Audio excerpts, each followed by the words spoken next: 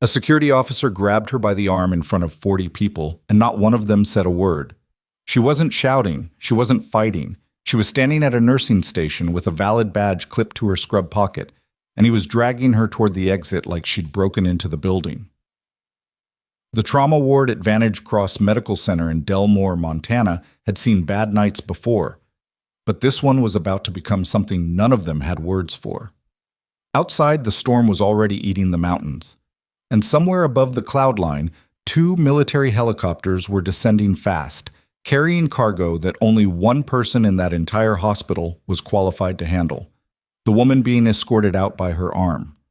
Before this story goes any further, if you've never been here before, hit that subscribe button right now and turn on notifications, because the stories on this channel are not the kind you want to stumble onto halfway through. Drop a comment telling me what city or country you're watching from. I want to see exactly how far this story travels. And if this one hooks you in the first 5 minutes, leave a like so the algorithm knows to keep pushing it. Now, let's go back to the beginning of the worst night Vantage Cross Medical Center ever had. The storm came in from the northwest without much warning, the way Montana storms always did. A slow gray ceiling dropping over the peaks until the mountains disappeared entirely, and then nothing but wind and horizontal rain and the kind of visibility that made helicopter pilots earn their pay twice over. By 7:40 in the evening, the emergency department at Vantage Cross Medical Center was already running tight. 2 car accidents on Route 9, a construction worker with a nail gun injury that had gone badly wrong, and a grandmother whose family had waited 3 hours too long before deciding her confusion wasn't normal. The board was full. The charge nurse was making judgment calls every 4 minutes, and the float pool had sent them a replacement for the trauma nurse who'd called out sick that morning. Her name was Mara Solis. She arrived 8 minutes before her shift was supposed to start, which most nurses considered on time, but which the evening charge nurse, a heavy-set woman named Patrice Dunbar, considered borderline late for a new face on a trauma floor. Mara was 31 years old, slim, with dark hair pulled back in a practical bun, and the kind of economy of movement that people either noticed immediately or didn't notice at all. She wore standard navy scrubs, carried a small black duffel over one shoulder, and presented her credentials at the nursing station without being asked: her Montana temporary license, her trauma nursing certification, and the agency contract that had placed her at Vantage Cross for the next 6 weeks. Patrice looked at the paperwork without touching it. "We weren't told they were sending someone new tonight." "The agency confirmed this morning," Mara said. "I have the email if you need it." "I don't need an email. I need to know if you've worked trauma before." "Yes." "Where?" Mara hesitated. Not long, maybe 2 seconds. And in those 2 seconds, Patrice's eyes sharpened. "Various facilities, mostly out of state. I can give you the full list." "Various facilities," Patrice repeated, and her tone made the phrase sound like a question she'd already decided the answer to. She slid the paperwork back without reviewing it. "I'm going to have to call staffing before I put you on the floor. You can wait over there." Mara didn't argue. She picked up her credentials, walked to the row of chairs near the entrance, and sat down with her duffel on her lap. Around her, the ER continued its noise. Monitors beeping, a child crying somewhere behind a curtain, a physician dictating notes at rapid speed into a phone. She watched the board. She watched the nurses. She was reading the room the way some people read a map, picking out the patterns, the gaps, the places where something was about to go wrong. That was when Garrett Holt walked in. Garrett was the director of security for Vantage Cross, a title that came with a laminated badge, a radio on each hip, and a management style that could generously be called assertive. He was 46, broad through the shoulders, and had worked hospital security for nearly 2 decades, long enough to believe he could read a situation from across a room. He'd been called down by Patrice, who had described the situation as a credentials issue, which in Garrett's experience meant someone who shouldn't be somewhere was trying to be there anyway. He crossed the ER floor without slowing down. "You the float they sent?" he asked, stopping in front of Mara. She looked up. "I'm the trauma nurse from Regional Staffing Solutions. Yes. I'm going to need you to come with me." "I've already given my paperwork to—" "That's not a request." He said it loud enough that 2 nurses at the station looked up. One of them looked back down immediately. The other one watched. Mara stood. She was calm in a way that wasn't performance. No clenched jaw, no visible effort to stay controlled. She simply stood and picked up her bag. Can you tell me what the concern is? Your credentials haven't been verified through our system yet. And until they are, you're not authorized to be on this floor. The agency verifies credentials before placement. That's standard protocol. Our system, not theirs. Garrett put a hand on her upper arm, not hard, but unmistakably firm, and began guiding her toward the main corridor. You can wait in security intake while we sort it out. She didn't pull away. She let him walk her across the floor, past the nursing station where Patrice was watching with her arms crossed, past 2 residents who went carefully still when they saw the direction things were going, past a janitor who pretended to mop the same square of floor twice. All the way to the double doors at the entrance to the unit, where Garrett pushed them open and stepped through ahead of her, still holding her arm. She stopped just outside the doors. I want the name of your supervisor, she said. You can get that from the front desk. I want it now, please. Lady? He let go of her arm and turned to face her fully. You're not on the floor. That's the situation. If your paperwork clears tonight, someone will call you. If it doesn't, your agency will sort it out in the morning. He pulled the door open wider. The universal gesture for this conversation is over. Have a good night. For a moment, she just looked at him. Not angry, not hurt. Something quieter than either of those things, and less readable. Then she nodded once, adjusted the strap of her duffel, and walked past him toward the main elevators. Garrett let the door close and went back to the nursing station. Is she gone? Patrice asked. She's gone. Nobody said anything else about it. The ER kept moving. What happened in the next 40 minutes had a logic to it that nobody understood until much later. The charge physician on duty was Dr. Theo Mabbitt, an ER attending who had been working at Vantage Cross for 11 years, and who had, over those years, developed the particular kind of institutional confidence that comes from surviving a lot of bad nights in the same building. He knew where every supply was. He knew which residents to trust with what. He knew which patients were going to crash before the monitors said so. He was good at his job, and he knew it, and on most nights that was enough. Tonight was not going to be most nights. The first sign was a resident named Dr. Casey Voss, 29 years old, second year, sharp and fast, but still working on the gap between knowing what to do and doing it under pressure, who came to him at 8:15 with a patient chart and a look on her face that was trying hard not to be panic. Mr. Okafor in Bay 6, she said. Blunt abdominal trauma from the Route 9 accident. CT showed splenic laceration grade 3. He's been stable, but his pressure just dropped. 88/50. Theo was already moving. What's his drip rate? 800 an hour, but he's not responding. Get a type and cross if it's not done and bump the drip. I want surgery on the phone in the next 3 minutes. Surgery's tied up. They're doing an emergency appy, and the second team is still on the chest case from this afternoon. Theo pushed through the curtain into Bay 6. The patient was a large man in his 50s, and his color was wrong, ashen, slightly gray at the edges of his mouth, the particular look of someone whose body was quietly deciding whether it still wanted to participate. Theo did a fast assessment, asked 2 questions, ordered 2 things, and was already thinking 3 steps ahead when the overhead paged him to Bay 9. Bay 9 was the construction worker with the nail gun, except it turned out the injury had been worse than the intake notes described.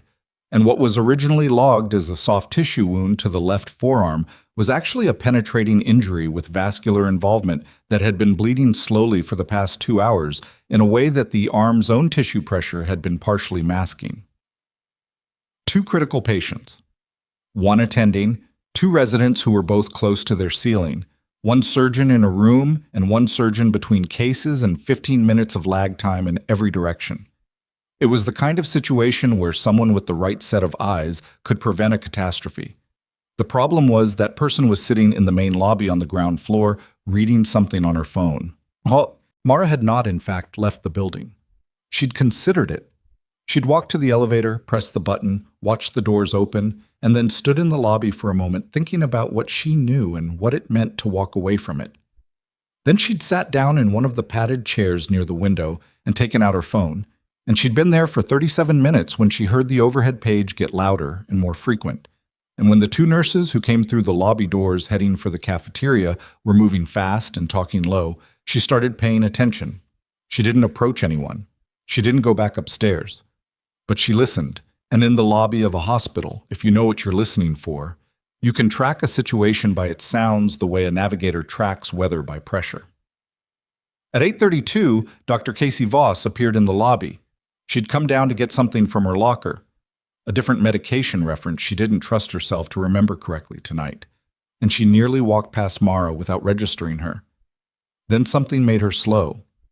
Maybe it was the way Mara was sitting, with the focused stillness of someone who was tracking something, not just waiting. Maybe it was that she recognized her from before. "You're the nurse they turned away," Casey said. Mara looked up. "Yes." Casey hesitated. She was exhausted, overtasked, and running on the specific adrenaline of someone who was two problems past their comfortable capacity. What she said next was probably not the kind of thing she would have said on a normal night. "We have a vascular injury in Bay 9. I know what it is, but I can't get to it the way I need to. The attending is split between two criticals, and surgery is tied up, and I'm standing there trying to hold pressure, and it's—" She stopped. "I shouldn't be telling you this." Mara was already standing. Grade? Location? Radial artery involvement. Nail passed through the mid-forearm, entry wound anterior, no clean exit. The nail bent on impact. He's been masking it. His pressure? 92/60 and dropping slow. How long? 20 minutes since we caught it. Maybe longer since it started. Mara picked up her bag. "I can help you stabilize him." "You're not—" Casey stopped again. "Credentialed. I know." Mara looked at her steadily. "What's your call?" Casey stood there for 3 seconds, which is a very long time when you're calculating that kind of decision. Then she turned and headed back to the elevator. Mara followed her. Mum. Bay 9 smelled like antiseptic and the specific metallic undertone that anyone who's done trauma work learns to identify before they've consciously processed it. The patient was a man in his early 40s named Dwayne Ferris, a framing contractor who had been at a site on the edge of Delmore when a pneumatic nailer slipped. He was awake but pale and talking in that careful, measured way people talk when they're in significant pain and trying to convince themselves they're fine.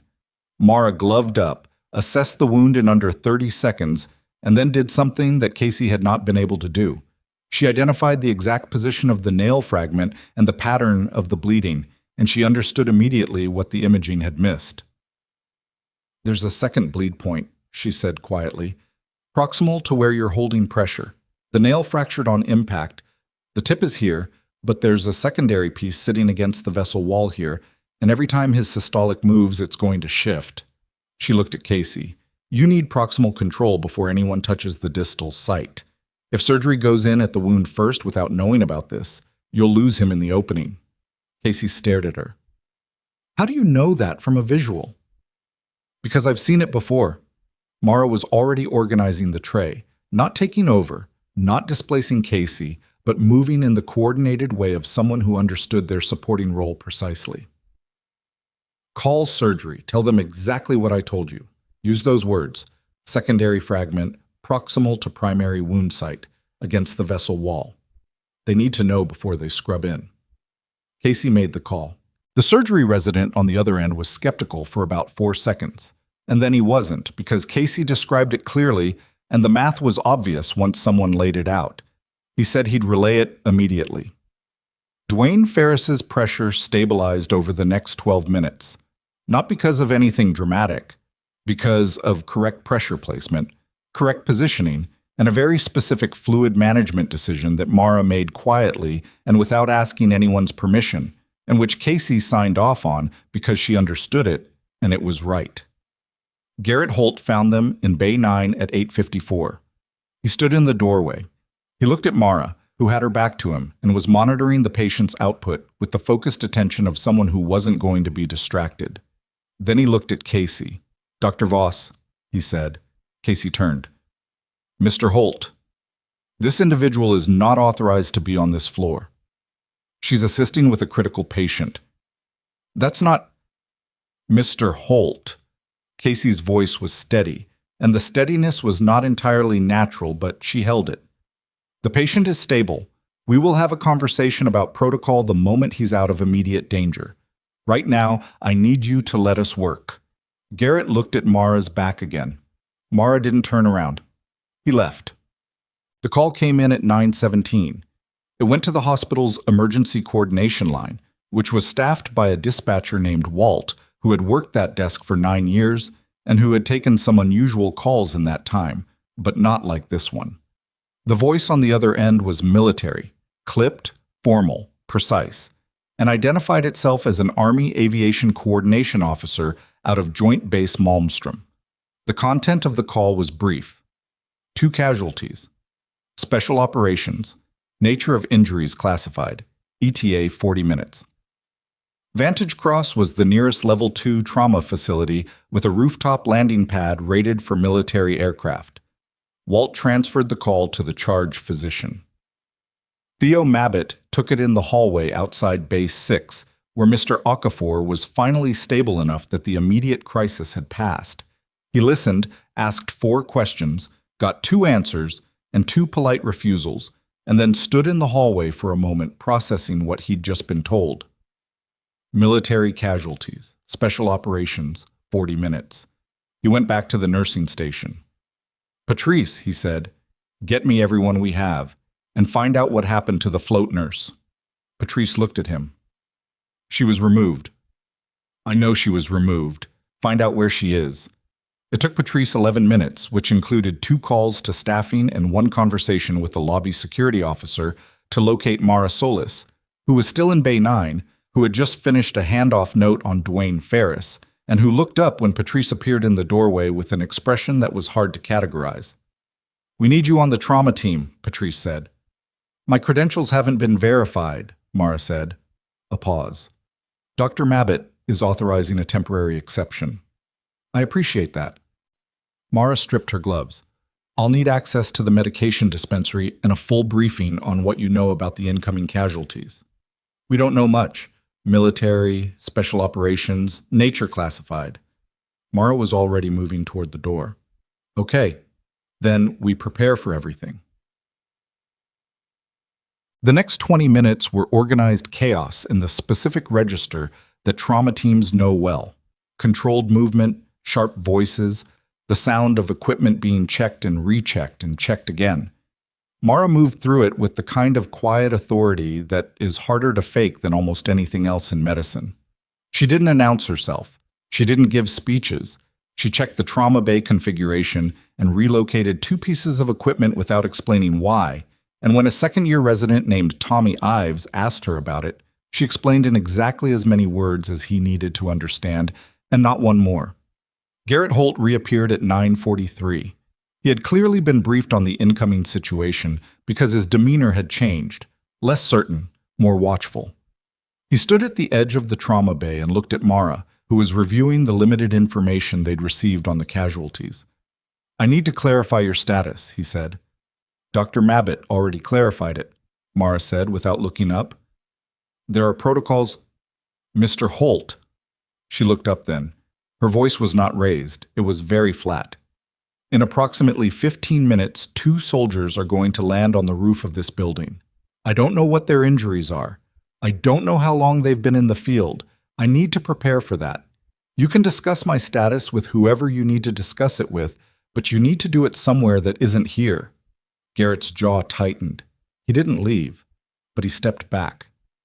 At 9:58, the sound everyone had been half listening for finally arrived. The deep rhythmic percussion of rotor blades cutting through the storm, coming in from the west, getting louder fast. And then the radio crackled, and the aviation coordinator's voice came through clearly, and he said something that made Theo Mabbitt and Patrice Dunbar and the 2 residents and Garrett Holt and every other person in the trauma bay go completely still. The coordinator said, Vantage Cross, be advised. The senior medical officer at Malmstrom has a priority request. Before you receive the casualties, confirm whether you have a Sergeant First Class Mara Solis currently on premises. The room did not make a sound. Walt's voice came back through the radio, uncertain. Say again?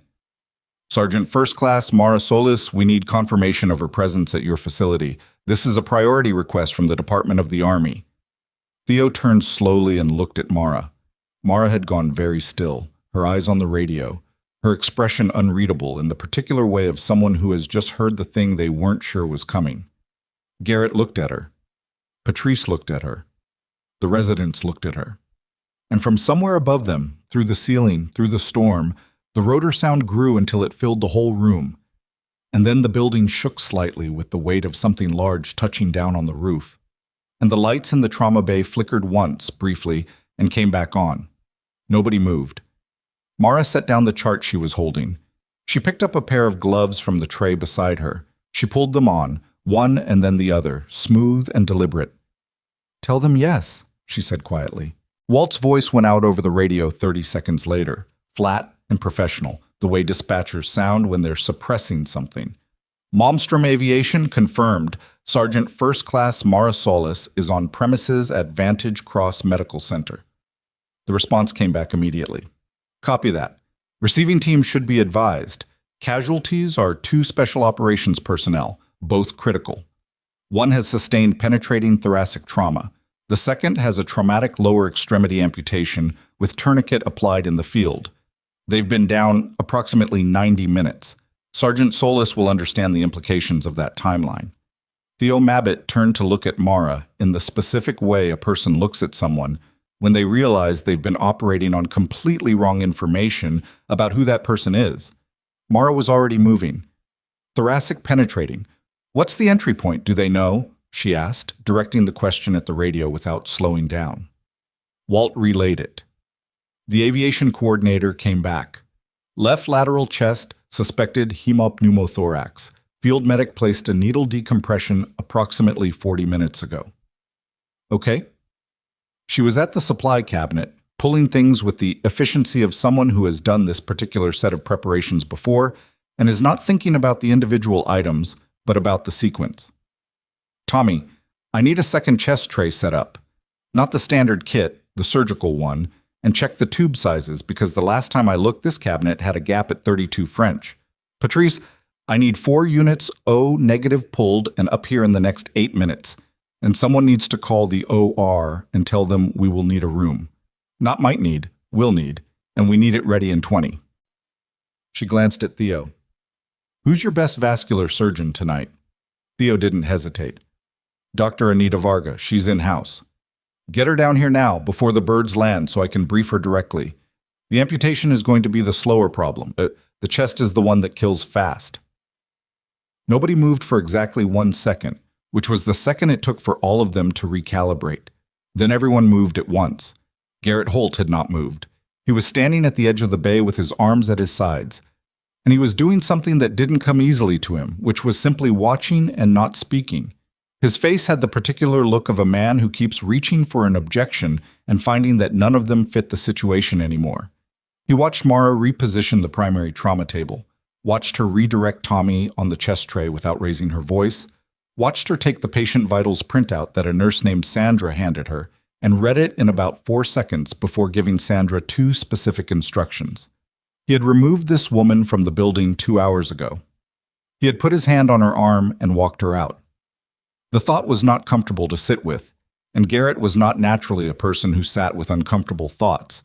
So what he did instead was cross to the doorway and speak to the security officer stationed in the hallway. "Get me everything you can on a Sergeant First Class Mara Solis," he said quietly. "Military service record if you can access it, any open source you can find. Now." The officer nodded and moved. Garrett went back to the edge of the bay and stood there, watching, and said nothing. Dr. Anita Varga arrived in the trauma bay at 10:04, which was 4 minutes before the elevator doors opened and the first gurney came through. She was 53, compact, with close-cropped silver hair and reading glasses pushed up on her forehead that she never actually used for reading. She had trained at 2 Level 1 centers before coming to Vantage Cross, and she had the quiet authority of someone who had been the most competent person in a lot of difficult rooms. She looked at the trauma bay setup, looked at Mara, and said, "You're Solis?" "Yes." "What are we dealing with?" Mara gave her a 45-second briefing that was more clinically precise than anything Anita had received from a non-physician in years. Entry wound left lateral chest, fourth intercostal space based on field report, needle decompression placed in the field at approximately the second intercostal space. Mid-clavicular, which was correct protocol but 40 minutes ago, meaning reaccumulation was likely. Secondary casualty, traumatic amputation below the right knee, tourniquet placed in the field, tourniquet time now approaching 95 minutes, which meant the window for limb salvage was narrowing, and the systemic effects of that much tourniquet time were going to complicate everything else. Anita listened. She asked one question. Do we know blood type on either? And when Mara said they didn't, she nodded and said, O-neg for both until we get a type. Walk me through your read on the chest. I think the needle decompression bought time but didn't fully resolve it. If there's active hemothorax, he's going to need a chest tube before he can tolerate anything else. I'd want to get imaging the second he's stable enough to move, but I wouldn't wait for imaging to treat. Agreed. Anita looked at the tray. You repositioned the setup. The original configuration had the chest tray on the wrong side for a left lateral injury. You'd have been reaching across the patient. Anita looked at the tray for a moment, then at Mara. How long were you in the field? Long enough, Mara said. That was the moment the elevator opened. The Army medic who came through first was young and still in full kit, and his face had the wired, flat-eyed expression of someone running on adrenaline and discipline and not much else. He gave a rapid handoff that was military in its brevity. Sergeant David Osei, 28, thoracic penetrating injury, vitals at last check, interventions performed, current status, estimated blood loss.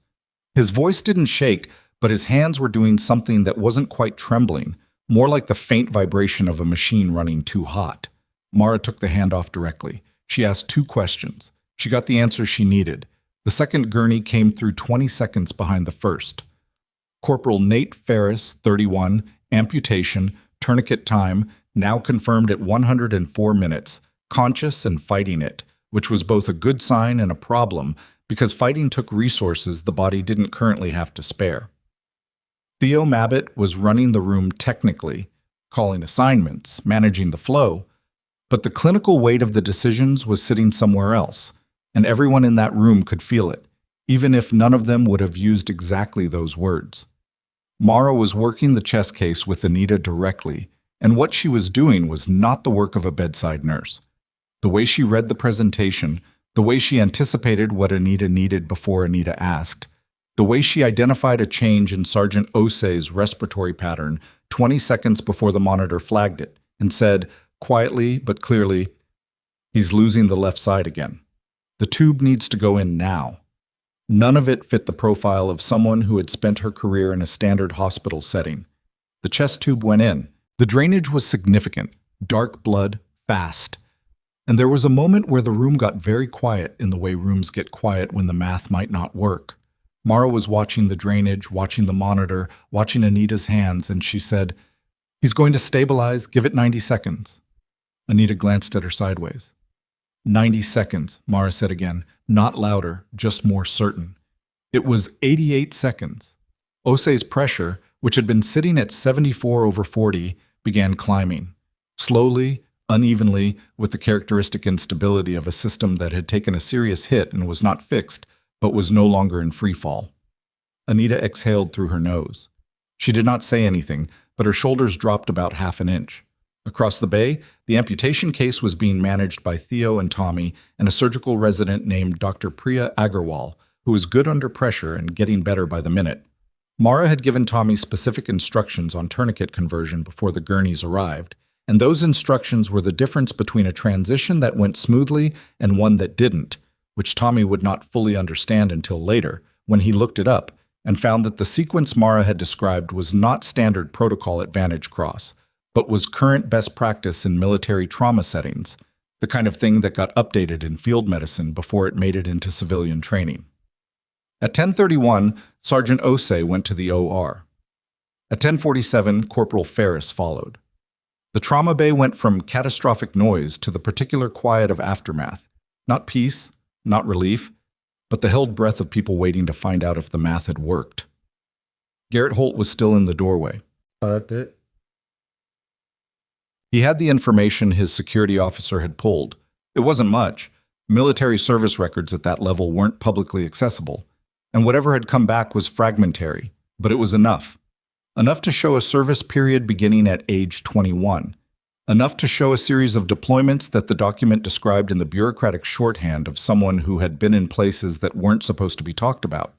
Enough to show a commendation that referenced, without specifics, an incident involving a vehicle fire and multiple personnel. Garrett read it twice standing in the hallway.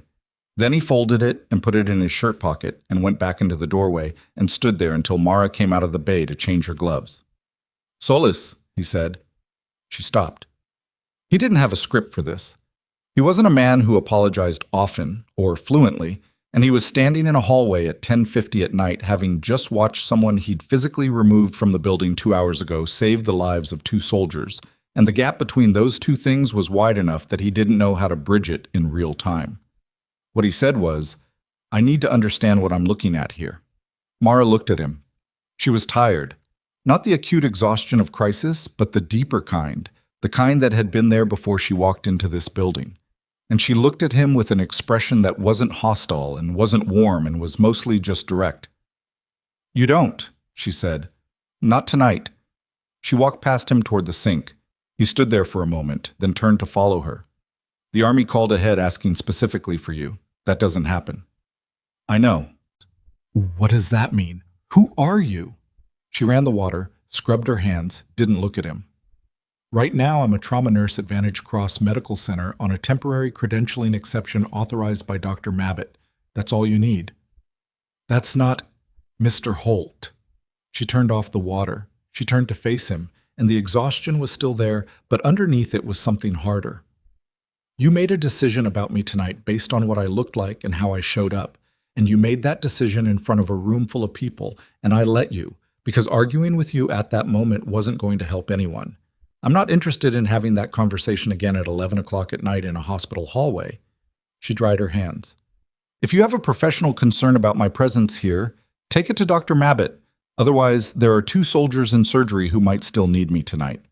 She handed him the paper towel, not aggressively, just because he was standing next to the waste bin, and walked back toward the trauma bay. Garrett stood at the sink holding the paper towel for a moment. Then he dropped it in the bin and went to find Theo Mabbitt. What Theo told him was brief and not entirely complete, because Theo himself did not have all the pieces. What he knew was that Mara's temporary license was legitimate, that her agency credentials had cleared through the hospital system during the crisis, which happened to be what Garrett should have waited for in the first place, and that whatever her background was beyond that, it had just been made relevant by the United States Army calling a hospital in Montana at 10 o'clock at night to confirm one specific nurse's location. "She knew things," Theo said. They were standing in his office with the door open, and his voice had the flatness of a man still processing his own night. "The chest presentation, the secondary bleed on the nail gun case. I've been in emergency medicine for 11 years, and I didn't read it as fast as she did. That's not travel nurse experience. That's something else." "So what do we do?" Theo looked at him. "About what? She hasn't done anything wrong. She's done the opposite of wrong." He paused. "What I think we do is let her work, and whatever the Army wants to tell us about her, we wait and hear it." Garrett left the office without answering, which was its own kind of answer. The call came at 11:43. It came on the hospital's main administrative line and was transferred to the charge desk, and the woman on the other end asked to speak to whoever was currently in charge of the facility. Patrice took the call because Theo was reviewing the OR update on OSE, and what she heard made her walk immediately to Theo's location and hand him the phone without a word. The woman identified herself as Major Renata Fossi, Administrative Liaison, Department of the Army. She was calm and businesslike, and she said the following things in approximately this order: that the Army was aware of the events at Vantage Cross this evening, that they were grateful for the treatment of the 2 casualties, and that there would be additional military personnel arriving at the facility within the next 3 to 4 hours. "What kind of additional personnel?" Theo asked. "A general officer and her staff. I'm not in a position to tell you more than that at this time, but I would ask that Sergeant First Class Solis remain on premises. Theo looked across the nursing station at Mara, who was writing notes at the far end of the counter and did not appear to be listening. I'll do what I can. She's not my employee in the conventional sense. I understand. Please do what you can. The call ended. Theo set the phone down. He stayed where he was for a moment, thinking, and then he walked to the far end of the counter. Mara, he said. She looked up. A general officer is coming. They want you here. She didn't look surprised. She didn't look relieved. She looked like someone who had been waiting for a specific shoe to drop and was now watching it fall and calculating where it was going to land. How long? 3 to 4 hours. She nodded. She went back to her notes. Theo stood there for a moment. Is there anything you want to tell me? Not right now, she said, but thank you for asking. He nodded and went back to his desk. The next 2.5 hours had a different texture than the first part of the night. Not calmer exactly, but lower frequency. The OR was holding. Osei's pressure had stabilized. Ferris was out of the acute danger window, though the longer questions about his leg were going to take days to answer. The rest of the ER had continued its ordinary emergencies, indifferent to the military drama that had reshaped the trauma bay, and Mara moved through the remaining cases with the same quality of attention she brought to everything. Not flashy, not performative, just accurate and fast, and almost always one step ahead of where the problem was going. Casey Voss found her at 1:15 in the break room. Casey looked worse than she had earlier, the sustained adrenaline of the night catching up with her in the specific way it catches up with residents, who are still young enough to feel it and not yet experienced enough to know how to pace around it. She sat down across from Mara with a cup of coffee she didn't appear to actually want and looked at her for a moment. The proximal artery thing, Casey said. On Ferris. How did you know? I've seen the injury pattern before. Where? Mara wrapped both hands around her own cup. Overseas. Casey was quiet for a moment. The Army called ahead for you. That's... She searched for a word. That's not a thing that just happens. No, Mara agreed. It's not. Are you going to tell me what's going on? Mara looked at her, not evasively, but with the directness of someone deciding how much of a thing to hand over. My history is complicated. There are people who know parts of it, and there are parts that haven't been straightened out yet, and tonight made some of those parts harder to ignore. She paused. You did good work tonight. On Ferris. You made the right call coming down to get me. Casey looked at her coffee. I wasn't sure it was a right call. I know. That's what made it brave. The break room was quiet. From somewhere down the hall came the sound of a monitor alarming briefly and then stopping, which meant someone had handled it. Are you in trouble? Casey asked. Mara considered the question with more seriousness than it might have warranted. I don't think so. Not the way you mean. She stood up, picked up her cup. Try to sleep for an hour if you can. It's going to be a long night. She left the break room, and Casey sat there with her coffee and the particular feeling of knowing that she was on the edge of a story that was much larger than the piece of it she could see. At 2:58 in the morning, 3 black SUVs pulled into the Vantage Cross parking structure. The security desk logged them at 3:01. The officer at the desk called Garrett, who had not left the building, and Garrett was at the front entrance by 3:04. He watched the doors open, and he watched the people who came through them, and he understood, in the immediate physical way of someone whose job is to read a room, that the geometry of the night had just changed again. There were 6 people. 2 of them were in civilian clothes and moving with the specific economy of people whose job was to stay in the background. 4 of them were in uniform, and the uniforms were Army, and the rank on the lead figure, a woman in her late 40s, sharp-faced, with a bearing that made the lobby feel smaller, was enough stars to make Garrett's security officer, who was standing beside him, pull himself unconsciously straighter. She didn't stop at the desk. She looked at Garrett directly and said, I'm Brigadier General Lorraine Vec. I need to see Sergeant First Class Solis. Garrett had been in the building for 7 hours. He had removed Mara from the trauma floor, been overridden, watched her save 2 lives, and spent the last several hours trying to reconcile what he thought he knew with what he'd seen. He was tired, and he was off balance, and what he said to Brigadier General Vec was the most honest thing he'd said all night. I'll take you to her. Mara was in the trauma bay doing a restocking inventory that nobody had asked her to do, because it was 3 in the morning and both her patients were in surgery and she needed something to do with her hands. She heard them before she saw them, the sound of more than 2 sets of footsteps coming down the corridor with purpose. She turned when they came through the door. General Vex stopped just inside the threshold. She looked at Mara for a moment with an expression that was harder to read than most, something between relief and assessment, the look of someone who has been searching for a specific thing and is now verifying that what they found is what they were looking for. "Sergeant Solis," she said. The 2 residents who were in the bay, Tommy and Priya, who had stayed late because neither of them wanted to go home yet, went absolutely still. Patrice, who had come in behind the general, pressed her back against the wall. Garrett stood in the doorway. Mara squared her shoulders, not stiffening into a salute, but something in her posture shifted, something settling into place that had perhaps been slightly misaligned all evening. "General Veck," she said, "you look like you've had a night." "Yes, ma'am." "Both soldiers are stable. The OR team says Osai has a strong recovery outlook. Ferris is going to need more work, but he's alive." Veck's voice was measured, not warm, but not cold. "We had people at Malmstrom who knew where you were assigned. When we got the casualty notification and the destination facility, it wasn't a coincidence we could afford to ignore." "No, ma'am."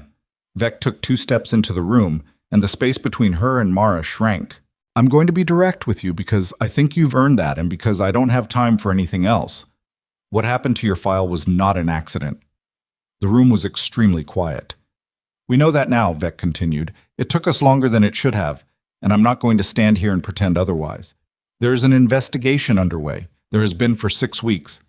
Tonight," she paused, "tonight accelerated certain things." Mara said nothing. Her expression didn't break, but something moved through it. Not surprise, not relief, something older than either. The particular look of a person who has been carrying a weight so long they've forgotten what their posture used to feel like. "What I need to know," Veck said, "is whether you're willing to come back." The trauma bay was silent, except for the baseline hum of equipment and the distant sound of a floor buffer somewhere down the hall. And in that silence, Garrett Holt was standing in the doorway looking at a woman he had grabbed by the arm and marched out of the building, and he was understanding, with the slow, terrible clarity of genuine reckoning, exactly what he had done and who he had done it to. Mara looked at the general for a long moment. And then, from somewhere above them, from the roof, from the direction of the landing pad, came a sound that didn't belong. A low concussive thump, then another, then the sharp crackle of an emergency radio cutting through the building's intercom system with a voice that was barely controlled, saying words that sent everyone in the room moving at once. "Medical emergency on the roof. Repeat. Medical emergency on the rooftop pad. We have the medevac crew down. Multiple personnel unresponsive." Mara was already out the door before the transmission finished. The stairwell door hit the wall behind her before it had time to swing shut on its own. Mara took the stairs because the elevator was 40 seconds she didn't have, and she went up 4 flights in the specific controlled sprint of someone who has done physical things under pressure enough times that her body didn't waste energy on anything that wasn't forward momentum. Behind her, she could hear footsteps, more than 1 set, at least 2 of Veck's people following, and the heavier tread of someone else who she didn't look back to confirm. The intercom transmission had cut off mid-sentence, which was worse than if it had kept going. The rooftop access door was propped open with a fire brick. Someone had left it that way during the landing, standard procedure to allow crew movement. And when she pushed through it, the storm hit her like a wall. Not the full force of what it had been 3 hours ago, but enough. Cold, wet, horizontal wind with real weight to it, and the temperature somewhere in the low 30s, and the landing pad lights on their low visibility setting because the aircraft was down and the pilot hadn't adjusted them before whatever happened. The helicopter was a Sikorsky medevac variant, large, still running, and that was the first problem she processed, because the rotors were at low idle, which meant the engine was still active and the rotor wash was adding a layer of disorienting noise and physical force to everything on the pad. The second problem she processed was the 3 people on the ground. 2 of them were in flight suits. 1 was in a ground crew vest. All 3 were down, and the positioning wasn't trauma positioning. Not the sudden collapse of impact injury, but the slower, folded quality of people who'd lost consciousness while still partially upright. One of the flight crew had his hand on the landing strut, like he'd been trying to hold himself up. Carbon monoxide. The thought landed before she'd consciously assembled the evidence, but the evidence was all there. Running engine, confined-ish space near the exhaust port, wind direction pushing exhaust back across the pad rather than away from it, 3 people down without external injury. She'd seen it before. Not in a hospital. In a field, in a country she didn't talk about. Rotors are still running. Nobody stands in the direct wash and nobody goes to the exhaust side of the aircraft, she said, loud enough to carry over the noise. She didn't know exactly who was behind her, but she said it to all of them. Carbon monoxide poisoning, suspected. We need O2 up here immediately. High flow, non-rebreather. And we need the engine shut down. One of Vec's people, the taller of the 2 civilians, who was apparently more than a civilian, was already on a radio.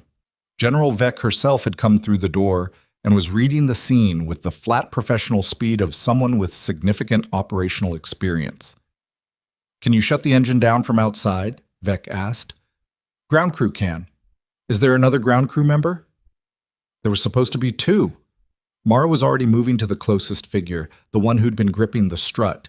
Young, male, mid-20s, still breathing but shallow, and with the particular cherry tinge at the lips that meant significant exposure. She tilted his airway, checked his pulse, present, fast, weak, and then looked at his chest rise. Shallow. Too shallow. Behind her, she heard the door again and turned to see Garrett Holt coming through it at a dead run. He was the last person she'd have expected, but he was here, and she didn't have time to be surprised. Holt, she pointed. Far crew member, the one near the nose. Check breathing and pulse and tell me what you find. He didn't hesitate. He went. The second flight crew member was a woman, older, with a captain's insignia on her shoulder. She was on her back and her color was worse than the first. Gray-tinged, lips darker, a vein pattern at her temple that said her cardiovascular system was working hard to compensate. Mara checked her pulse at the carotid and didn't like what she found. Irregular, rapid, the rhythm of a heart under metabolic stress from hypoxia. She needs O2 first, Mara said, to no one specifically and everyone generally. 10 minutes for the hospital to get equipment up here, said one of Vec's people. That's not fast enough for her. Where's the aircraft's emergency O2 kit? A beat of silence. Medical kits on military medevac are in the starboard bay, aft of the main cargo door. This came from Vec, who had clearly flown in enough of them to know the layout. But the engine is on the port side exhaust. Wind is from the northwest. We approach from starboard. We're not in the exposure path. Mara was already moving. I need someone with me who can work a latch under stress. Garrett from the direction of the nose. He's breathing. Pulse is present. It's fast. Keep him on his side. Check him every 30 seconds. The aircraft's starboard cargo door was closed but not locked, and Mara got it open on the second pull. The wind was trying to do everything it could to make this harder. Inside the cargo bay, in the chaos of a very fast deployment and recovery, the medical kit had shifted and was sitting behind a stacked equipment case that weighed more than she could move alone. Vec's tall civilian was beside her within seconds. He moved the case with the efficiency of someone who'd spent time doing physical things in bad conditions, and she pulled the kit free and had it open on the floor of the cargo bay before the wind could take anything. Military emergency. O2 kit, 2 portable units, non-rebreather mask, demand valve resuscitator. She grabbed both units and the masks and was back on the pad in under a minute. The rotor was still turning. The noise was still there, the constant pressure of it against her ears and her chest, and she went to her knees beside the captain and got the mask seated and the O2 flowing before she let herself breathe properly. High flow, 15 liters, she said, mostly to herself, making sure. She looked at the gauge. Adequate reserve. Okay, she moved to the first crew member, the young man at the strut, and got the second mask on him. Then she stood and looked at the third figure, the ground crew member, who was in a position she couldn't fully assess because Garrett was crouched over him and blocking her sight line. Holt, talk to me. He's got a pulse, but I can't get a good breath check. He's face down, and I don't know if I should move him. Is there visible trauma? Did he fall and hit something? I don't. There's some blood at his hairline, but I can't tell if it's from a fall or log roll him. Support his head, keep his spine neutral, one movement. I'll count. Garrett looked at her across the body of an unconscious man in a storm on the roof of a hospital at 3 in the morning, and what she saw in his face was not the authority-protecting calculation she'd seen 7 hours ago. It was a person doing the best he could with what he had. Tell me when, he said. 3, 2, 1, roll. They moved him together. The head wound was superficial, scalp laceration from striking the pad surface when he went down, bleeding impressively the way scalp wounds always did, but not the pattern of serious cranial trauma. His airway was clear. His breathing was shallow but present. Mara sat back on her heels for exactly 3 seconds, doing the math. 3 patients, 2 units running, one with a cardiac arrhythmia from CO exposure, engine still running and adding to the problem, hospital O2 10 minutes out. She looked at the engine. The engine has to stop, she said. If the pilot is down, who can operate this aircraft? General Vec had been on a radio for the past 2 minutes. She lowered it. I have an Army Aviation warrant officer in one of the vehicles downstairs. 2 minutes. Is he rated on this variant? Yes. Tell him I need the engine shut down and then I need him up here to help manage patients. In that order. Beck spoke into the radio. She did not relay the message verbatim. She said, Rourke, roof, now. The warrant officer, a lean man in his 40s named Rourke, who had the particular unhurried quality of experienced pilots even when running, was through the rooftop door in 90 seconds. He assessed the aircraft in 4 seconds, made 2 adjustments in the cockpit that he could reach from outside, and the engine noise began dropping immediately. The rotors slowed. The rotor wash died. The relative quiet that replaced it was enormous. Mara felt the silence like a physical change in pressure. Thank you, she said to Rourke. How can I help? She put him on the captain, the most critical patient, the one with the arrhythmia, with specific instructions. Watch the breathing rate. Watch the lip color. If the rate drops below 8 or the lips go darker, tell her immediately. He nodded and went. The hospital team arrived 6 minutes later, 2 nurses and an orderly with a full emergency O2 cart and a portable monitor. Mara met them at the rooftop door and gave a handoff that took 90 seconds and covered everything they needed without a word wasted.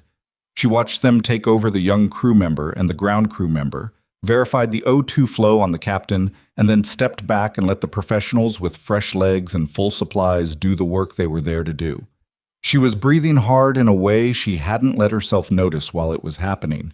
The cold was in her hands and her face, and the wet through her scrubs from kneeling on the pad. She hadn't thought about any of it while she was working. Now she was standing at the edge of the pad watching the team work, and her hands were shaking slightly, not from fear, but from the particular aftermath of sustained high function that the body doesn't bill you for until after. Garrett came to stand beside her. He didn't say anything at first. He was looking at the same thing she was looking at. The 3 patients, the O2 masks, the team working efficiently in the cold, and his face had a quality to it that she hadn't seen on him all night. Not humility, exactly. Something rawer than that. You knew it was CO without running any tests, he said. Pattern recognition. I've seen it before. Where? She didn't answer that, not because she was protecting anything, but because the answer was long and the night was not the right container for it. After a moment, he said, I owe you something. You don't have to do this right now. I put my hand on your arm, he said, in front of the whole floor. I treated you like a problem to be removed. He paused. I do that. I've done it before. I make judgments fast and I trust them. And tonight I was wrong. Mara looked at him sideways. He was not comfortable saying any of this, and she could see that, and she didn't try to make it easier for him because making it easier would have meant letting him off the hook, and the hook was the part that mattered. Yes, she said. You were. He nodded. He accepted that. What you did up here, he said. On the stairs behind me. You weren't thinking about what I did to you. No. Why not? She looked at the captain, who was breathing more steadily now, because she needed someone not to be thinking about that. Mantien. The captain's name was Warrant Officer Dana Krell, and she was 44 years old, and she had been flying Army medevac missions for 16 years. Mara didn't know any of that until later. What she knew in the moment was that Krell's rhythm had stabilized by the time the portable monitor got up there and showed sinus tachycardia that was abnormal but improving, and that her O2 saturation was climbing, and that she was going to wake up with a significant headache and possibly never entirely know how close the margins had been. They got all three of them downstairs and into the ER by 4:15. Mara oversaw the transition, gave the ER charge the specific protocols for CO poisoning management, flagged Krell's cardiac history as a priority concern, and then stepped back and let the ER team take it. General Vec was waiting for her in the corridor outside the ER. She wasn't alone. Beside her was a man Mara hadn't seen before, late 50s in civilian clothes, with the kind of face that had been serious for so long it had set that way. He was holding a tablet and a leather portfolio, and he had the bearing of someone who was very accustomed to rooms where decisions with significant consequences were made. "This is Richard Oates," Vec said. "He's the Inspector General investigator who has been assigned to your case." Mara looked at Oates. He looked back at her with the neutral professionalism of someone who had learned to withhold his reactions until he understood the full picture. "Sergeant Solis," he said, "I've been reviewing your file for 6 weeks. I have read a great deal about you." He paused. "Seeing you work tonight was somewhat different from reading about you." "I'd imagine," she said. "I want to be clear about where the investigation stands." He opened the portfolio and spoke with the careful precision of someone who understood the weight of words in the context of an official process. "We have identified a senior Army administrative official, Lieutenant Colonel Warren Brace, currently assigned to personnel records management at the department level, who systematically delayed and ultimately suppressed the processing of your reinstatement file beginning approximately 14 months ago. We have documentation showing this was intentional, and that it was motivated by self-interest related to concealing command failures that your combat record exposed." The corridor was quiet. From the ER behind them came the ordinary sounds of medicine, monitors, voices, wheels on tile. Everything normal, everything continuing, indifferent to the fact that the floor had just shifted under 14 months of her life. "Do you have enough?" she asked. "We do. We have had enough for approximately 3 weeks. The delay in action was—" He stopped. "The delay was not appropriate, and I won't defend it. What I can tell you is that we are at the point of action." "What does that mean for Brace?" "Removal from position, pending court-martial proceedings on charges of official misconduct and obstruction. The formal referral goes to the Judge Advocate General's office in 48 hours. Mara absorbed this. She'd known something was wrong with her file for over a year. She'd filed inquiries that went unanswered, made calls that routed to voicemail that was never checked, written letters that generated automated responses. She'd been patient, and then less patient, and then she'd done the thing that people do when the system stops working, which was to find a way to keep living her life while the machine sorted itself out. She'd taken travel nursing contracts. She'd used the skills she had. She'd shown up to Vantage Cross Medical Center 11 hours ago with a valid badge and a duffel bag and been walked off the floor before her first shift started. She said, "And what happens to my record?" "Expungement of all delays and associated notations.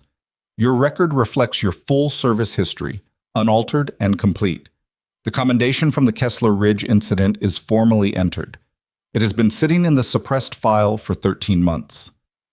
Vec, who had been standing to the side through this, spoke. "Which is the part I should have caught faster. I didn't. That's on me." Mara looked at her. This was a general officer accepting responsibility to a sergeant, directly in a hospital hallway, and Mara understood what it cost, and she didn't dismiss it. "I appreciate that," she said. "It doesn't fix the 14 months." "No," Mara agreed. "It doesn't." The three of them stood in the corridor with that truth between them, and nobody tried to smooth it over, and that was the most honest moment of the night. It was 5:20 in the morning when things reached the point where everything immediate had been handled and what remained was paperwork and waiting and the slow machinery of aftermath. The storm had broken sometime in the last hour. Not gradually, but all at once, the way Montana storms sometimes did, as if someone had simply turned it off. And through the windows at the end of the corridor, the sky in the east was doing the first almost imperceptible shift from black to dark blue. Mara was at the nursing station writing notes when Theo Mabbitt came to stand beside her. He'd been up all night too, and it showed, and he looked at her with the candor that comes with exhaustion, stripping the professional distance out of a conversation. "I need to ask you something," he said. "Okay." "When you came in tonight, the credentials, the system delay, the verification issue, was any of that actually an obstacle, or was it just Garrett being Garrett?" She kept writing for a moment. "My credentials are completely valid. The system should have cleared them in under an hour. The obstacle wasn't administrative." Theo was quiet. "It happens," she said, "in a lot of settings. Someone new arrives, they don't fit a particular expectation of what the role looks like, and a decision gets made fast that's harder to undo than it should be." She capped the pen. "It's not new. That's a generous framing. It's an accurate one." She picked up the chart. "What Garrett did tonight, on the roof, that mattered. He didn't have to come up there. He didn't have to do what I told him to do. He did both. He also threw you off the floor. Yes, both things are true. People are usually more than one thing." Theo looked at her for a long moment. You're very reasonable about something that you have every right to be very unreasonable about.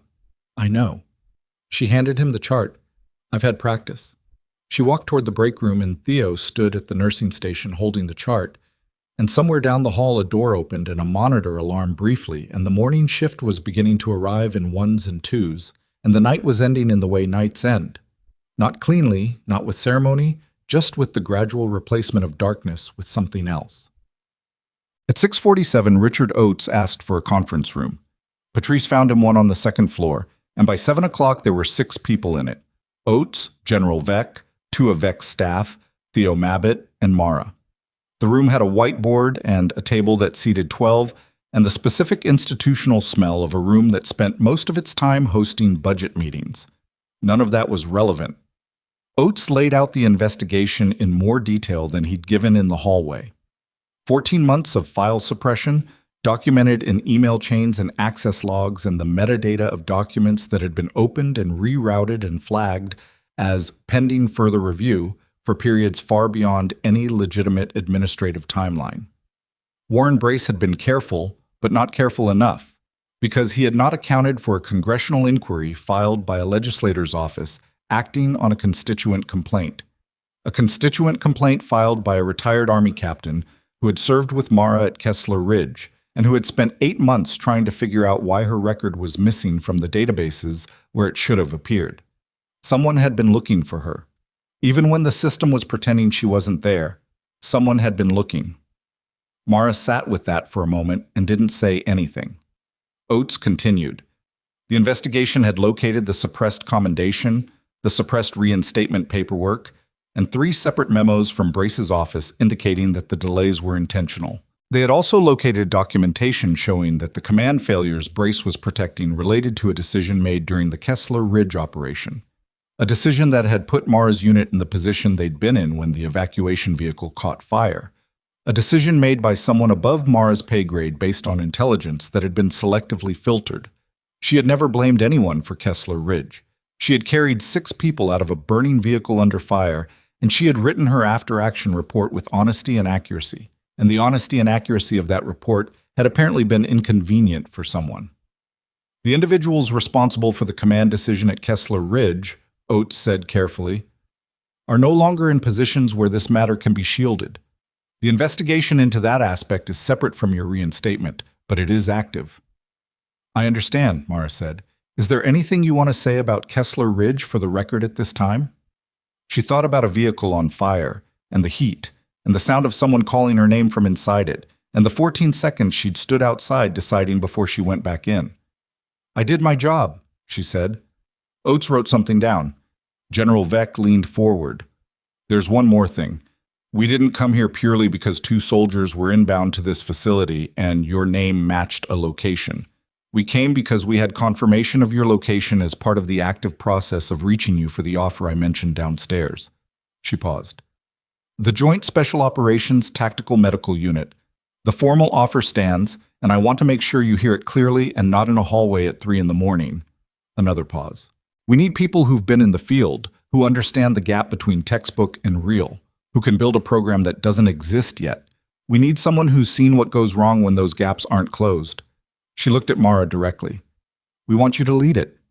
Mara was quiet for long enough that the quality of her silence was its own answer. Not refusal, not acceptance, but the stillness of someone weighing something that actually mattered to them. Before she could speak, the conference room door opened. It was Patrice, and her expression was the specific expression of a charge nurse who has absorbed everything the night has delivered and is now delivering one more thing. Dr. Mabbitt, she said, I'm sorry to interrupt. We have a situation in the ER. Theo stood. What kind? The family of Sergeant Osei is here. His sister came in from Billings. She drove through the storm. She's asking for information, and she's asking about the nurse who treated him. Patrice's eyes moved to Mara. She's asking specifically for you. The room was quiet. She says her brother was awake for about 4 minutes before they took him into surgery. He told the OR nurse something. Patrice's voice changed slightly. He said to find the nurse who knew about the proximal artery. Mara stood. She was tired in every cell of her body, and her scrubs were still damp at the knees from the rooftop pad, and her hands had stopped shaking sometime around 5 a.m., and she had been awake for close to 24 hours. None of that showed in the way she moved toward the door. But as she reached the threshold, something made her stop. She turned back, not to the room generally, but to Oates specifically. The congressional inquiry, she said. The retired captain who filed it. Who was it? Oates looked at his notes. He said a name. And what happened to Mara's face in the moment after he said it was not something she controlled, and it was not something she tried to hide, and it was the first fully unguarded thing anyone in that room had seen from her all night. Something that lived in the territory between grief and gratitude, between the past and whatever was standing just outside the door. She turned and walked out. And behind her, the door swung slowly shut, and in the conference room, General Vec and Richard Oates looked at each other across the table with the shared understanding of two people who have just glimpsed the full weight of a story they'd only known in documents. Who was the captain? Vec asked. Oates looked at his notes again. Before he could answer, every radio in the building crackled simultaneously. The emergency frequency, the one reserved for events that overrode everything else. And the voice that came through it was tight and fast and said 4 words that changed the texture of the morning completely. Code red, surgical floor. Mara was already moving when the second transmission came through, this one with more detail. Surgical floor, post-op bay 2, patient in acute distress, attending requested stat. She took the stairs again because the elevator was already showing occupied, and she went up 2 floors with the particular focus of someone who has learned to compartmentalize everything that isn't the immediate problem.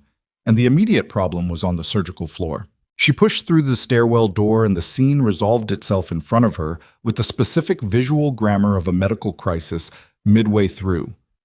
3 nurses around a bed, a surgical resident with his hands already moving, a monitor showing a rhythm that was wrong in a way she could read from across the room. Post-op bay 2. The patient was Sergeant David Osei. She crossed the floor fast. What happened? The resident, a third-year named Dr. Philip Garrett, no relation to the security director, though the name collision was not something anyone had time to appreciate, looked up with the expression of someone who was competent and knew it, and was also not above needing a second set of eyes at 6:50 in the morning on no sleep.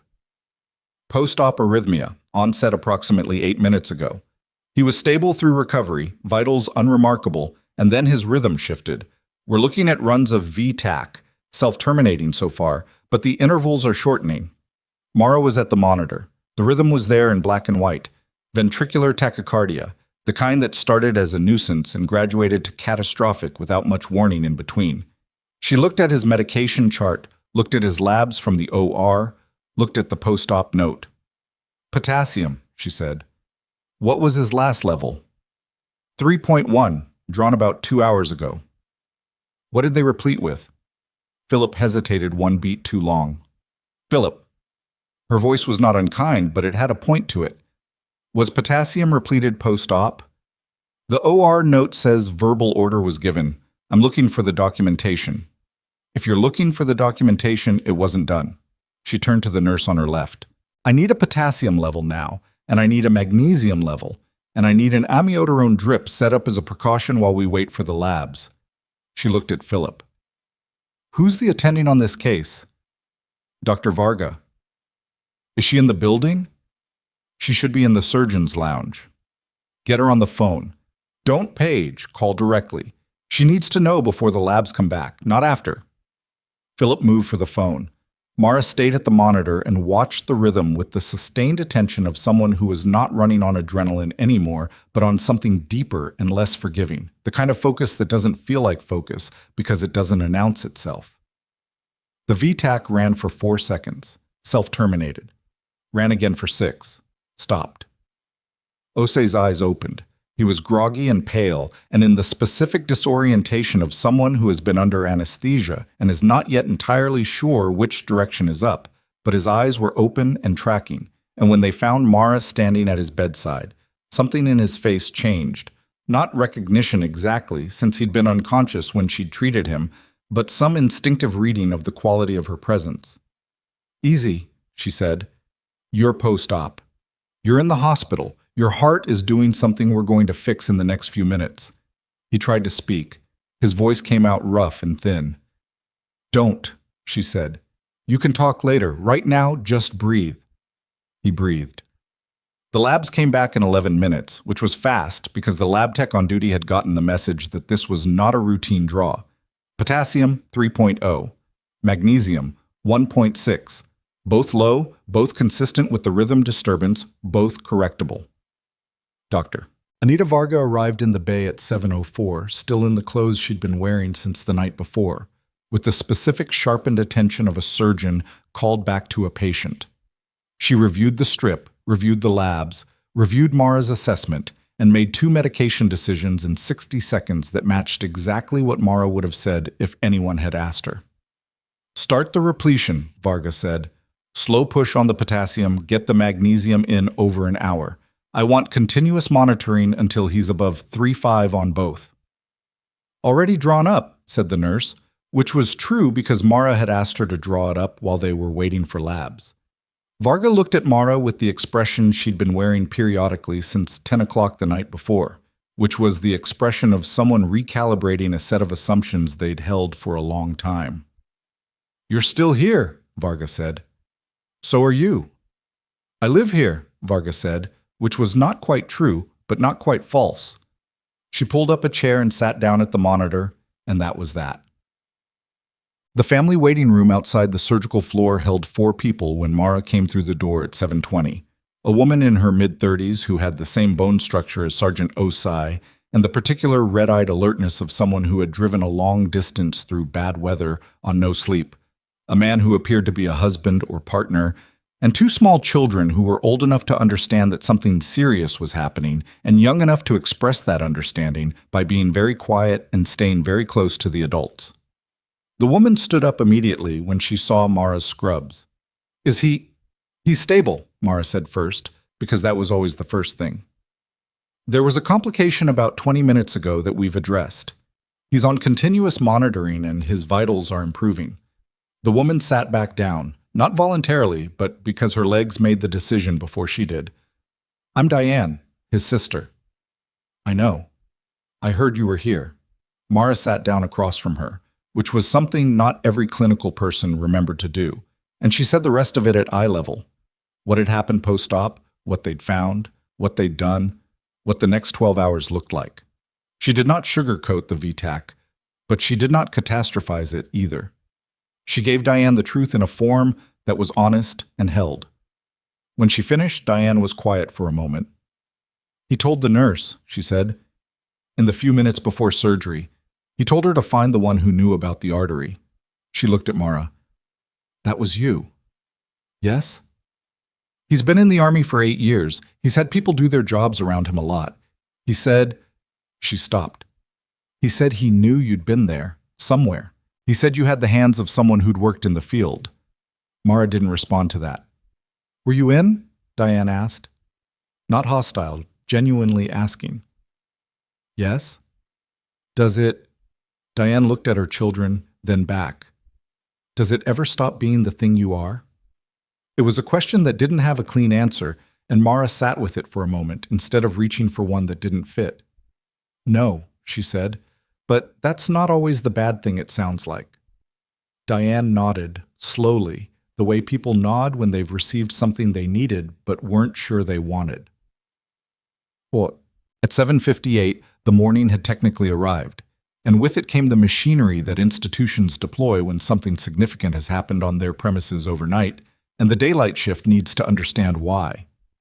The chief medical officer, a tall man named Dr. Leonard Park, who had been called at 4 a.m. and had arrived by 6:30, was conducting what he was calling a preliminary review, which was the administrative term for walking through the events of the previous 12 hours with everyone who'd been present and asking questions in a systematic and not entirely comfortable way. He started with Theo Mabbott. He moved to Patrice Dunbar. He spoke briefly with Anita Varga and with the residents, and by the time he reached Garrett Holt, the conversation had a shape to it that Garrett could read clearly enough. The question underneath all the other questions was whether the events of last night had exposed a liability, and the question underneath that was whose name was going to be attached to it. Garrett sat across from Dr. Park in the small office the CMO had borrowed for the purpose, and he did not hedge. I made a judgment call on Ms. Solis's credentials at approximately 8 p.m. last night, he said. Based on an unverified concern, I removed her from the trauma floor before the credential check had been completed. I was wrong to do that. The credential check cleared approximately 40 minutes later, and she should have been recalled to the floor earlier than she was. Park looked at him. You physically escorted her from the floor? Yes. In front of staff and patients? Yes. And then she was, if I'm reading this timeline correctly, instrumental in treating 2 of last night's most critical cases. All of last night's critical cases, Garrett said, including the CO situation on the roof, which I was present for. Park was quiet for a moment, reading something on his tablet. There's going to be a formal review of the incident. The military's involvement adds a layer, and Major Fosse's office has already reached out this morning about the events surrounding Sergeant Osai and Corporal Ferris. This facility's handling of those casualties is going to be examined. I understand. Your conduct specifically will be part of that examination. I know. Garrett looked at his hands on the table, then back up. I'm not going to ask you to frame it any particular way. What I did was wrong, and I'll say so in whatever format the review requires. Park studied him for a moment. That's a straightforward position. It's the only one that makes sense at this point. What Garrett did not say, because it was not the kind of thing that fit into an administrative review, was that he had spent most of the previous night watching the consequences of his own snap judgment play out in real time, and that what he'd seen on the rooftop pad had not been a lesson about policy or protocol, but about something more basic than that, about the specific kind of damage that gets done when you decide you already know what a person is before you've given them 30 seconds to show you. He'd given Mara Solis 0 seconds.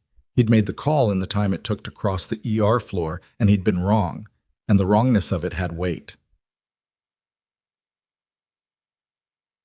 Richard Oates found Mara in the break room at 8:15. She was eating something that appeared to be a granola bar from the vending machine and reading something on her phone, and she looked up when he came in with the patient, slightly guarded attention of someone who had been doing high-intensity things for 14 hours and was processing the existence of a food item one bite at a time. He sat down across from her. I want to tell you about the congressional inquiry, he said, because I think you should have the full picture before we go further. He set his portfolio on the table. The inquiry was filed 11 months ago by a retired Army captain named Delia Farrow. Captain Farrow served with your unit during the Kessler Ridge deployment. She filed a formal inquiry with her congressional representative's office after failing to locate your service record through 3 separate official channels over a period of approximately 5 months. Mara set the granola bar down. Delia Farrow. She had last seen Delia at a logistics camp outside the range of what she was going to think about right now, and the name in this context, in a portfolio, in an official investigation connected to 5 months of Delia looking for her through official channels. Hit in a way she hadn't prepared for. "She's been trying to find me for 11 months, Mara said. It wasn't a question. We became aware of her inquiry approximately 6 weeks ago, which is when the IG investigation was opened. She had actually done significant preliminary work, documented the gaps in the record, identified the timeline of the file suppression, and provided 3 sworn statements from other members of your unit corroborating the events at Kessler Ridge." Oates paused. She was effectively the person who broke this open. Mara looked at the table. "She doesn't know where you are right now," Oates said. "She knows we located you. She knows the investigation is active. She's been persistent would be the word, in the best sense. Can I contact her?" "There's no restriction on that. She's a private citizen." Mara nodded. She picked up the granola bar. She looked at it without eating it. "Brace?" she said. "Warren Brace. I want to understand why, not the official answer, why." Oates considered how to answer this, which took him a moment. "The after-action report you filed following Kessler Ridge contained a factual account of a communication failure at the command level. The communication failure was directly caused by a decision made by then Major Brace to transmit a modified version of an intelligence summary to your unit's command element, modified in a way that understated the threat profile of your extraction route. Your unit took the extraction route. The vehicle was ambushed. The vehicle caught fire. The break room was very quiet. He changed the intelligence summary," Mara said. "He removed 1 paragraph. The paragraph described a credible threat indicator along the route you used." "Why?" "Because including it would have required requesting an alternative extraction, which would have delayed a timeline that a superior officer had already approved and publicly committed to. He didn't want the conflict." Oates's voice was flat with the particular flatness of someone describing something they find genuinely disgusting but have learned to deliver professionally. "Your after-action report was accurate. It documented the communication failure without attributing it to anyone directly, but the documentation was specific enough that anyone reviewing it alongside the original intelligence summary would have seen the gap. Brace saw the gap. He began managing your file 18 months after Kessler Ridge, when it appeared your reinstatement would bring you back into a position where your record would receive formal review. He buried my career because he was afraid I'd accidentally surface his mistake." "Yes." She sat with that. 6 people out of a burning vehicle, 14 minutes of fire and heat, and the sounds that people made in burning vehicles. 3 of them had walked out with her. 2 had been carried. 1 she'd carried alone, and she hadn't thought about whether she could do it. She'd just done it. And the thing that had put them in that vehicle on that road had been 1 deleted paragraph in an intelligence summary written by a man who didn't want an argument with his superior officer. "Is he going to deny it?" she asked. "He has been, until approximately 3 days ago, at which point one of his own subordinates provided the IG's office with a copy of the original summary and the modified version pulled from a backup archive that Brace didn't know existed." Oates almost showed something on his face, not quite a smile. "Digital records are persistent in ways that are inconvenient for people who do things like this." "What changed? Why did the subordinate come forward?" "Because the subordinate, a warrant officer named Tess Mulroney, had worked with Brace for 4 years and had been carrying the knowledge of what she'd seen since it happened. She came forward when she became aware that someone had spent 11 months trying to find you through official channels and kept hitting walls." He looked at her steadily. She said that was the thing that made her understand the walls were deliberate. Mara stared at the table, Delia looking for her. Tess Mulroney watching Delia look and understanding what it meant. The whole thing held together by the specific stubbornness of people who had decided that the acceptable answer was not, in fact, acceptable. "When does the formal referral go to JAG?" she asked. 48 hours, as I said earlier. But there's been a development this morning that I was going to brief you on." He opened the portfolio. At 06:30, Brace's legal counsel contacted our office. Brace has indicated he wishes to discuss terms. Mara looked up. "We are not, at this stage, entertaining a negotiated resolution," Oates said. "The evidence is complete, and the decision about charges rests with JAG, not with my office. What his counsel's call tells us is that Brace is aware the archive copy exists and understands what it means for his position. He's scared. He's calculating, which for someone like Brace is what scared looks like. At 9:40, Dr. Park called a meeting. It was attended by the CMO, the CNO, the chief nursing officer, a brisk woman named Sandra Welch, who had been on the phone since 6 a.m., the director of human resources, Theo Mabbitt, Garrett Holt, and two representatives from the hospital's legal counsel. Mara was not in the room. She had been asked to be available but not to attend, which was either a procedural courtesy or a management reflex, and probably some of both. She was down the hall in a family lounge with General Vec, who had ordered coffee from the cafeteria and was reading something on a secure device, and who looked up when Mara came in and said, "How are you doing?" It was the first time anyone had asked her that in a form that seemed to actually want the answer. "I'm tired," Mara said. There's a lot to process." "Yes." "Pharaoh." Vec lowered the device. "She's going to want to talk to you." "I know. You've been out of contact with people from your unit for 14 months. I know that too. Is that—" Vec paused, which was not something Mara had seen her do often. Was that a choice? Mara thought about how to answer this accurately. Partly. When the file started going wrong, when the inquiries stopped getting answers, it was easier not to. I didn't want people from the unit to see me just waiting. I didn't want that to be what they knew about me. So you took travel nursing contracts and kept moving. I kept working. That's all I knew how to do. Vec was quiet for a moment. Then, Pharaoh knew. Not the details, but she knew you wouldn't have disappeared voluntarily. She said, when we briefed her that we'd located you, she said, "I told you it wasn't her." Mara looked out the window at the parking structure and the mountain range beyond it. Newly visible now that the storm had cleared, the peaks carrying fresh snow down to about 4,000 feet. Montana in the early morning after a storm was one of the more honest-looking things she'd ever seen. "I want to take the offer," she said. Vec waited. "The unit. I want to build it."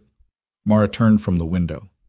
"But I need to know that the structure is real, not a title with someone else's hand on the actual decisions. Real command authority, real resourcing, real latitude to build the training program from the ground up. That is what the offer is. I need to hear it explicitly. You have command authority over the unit structure, personnel selection, curriculum development, and clinical protocols. You report to me. I'm not going to run your unit from behind your shoulder." Vec held her gaze. "I need someone who has actually done the thing, not someone who has read about the thing. You are the first person in this process I've been confident is the right person."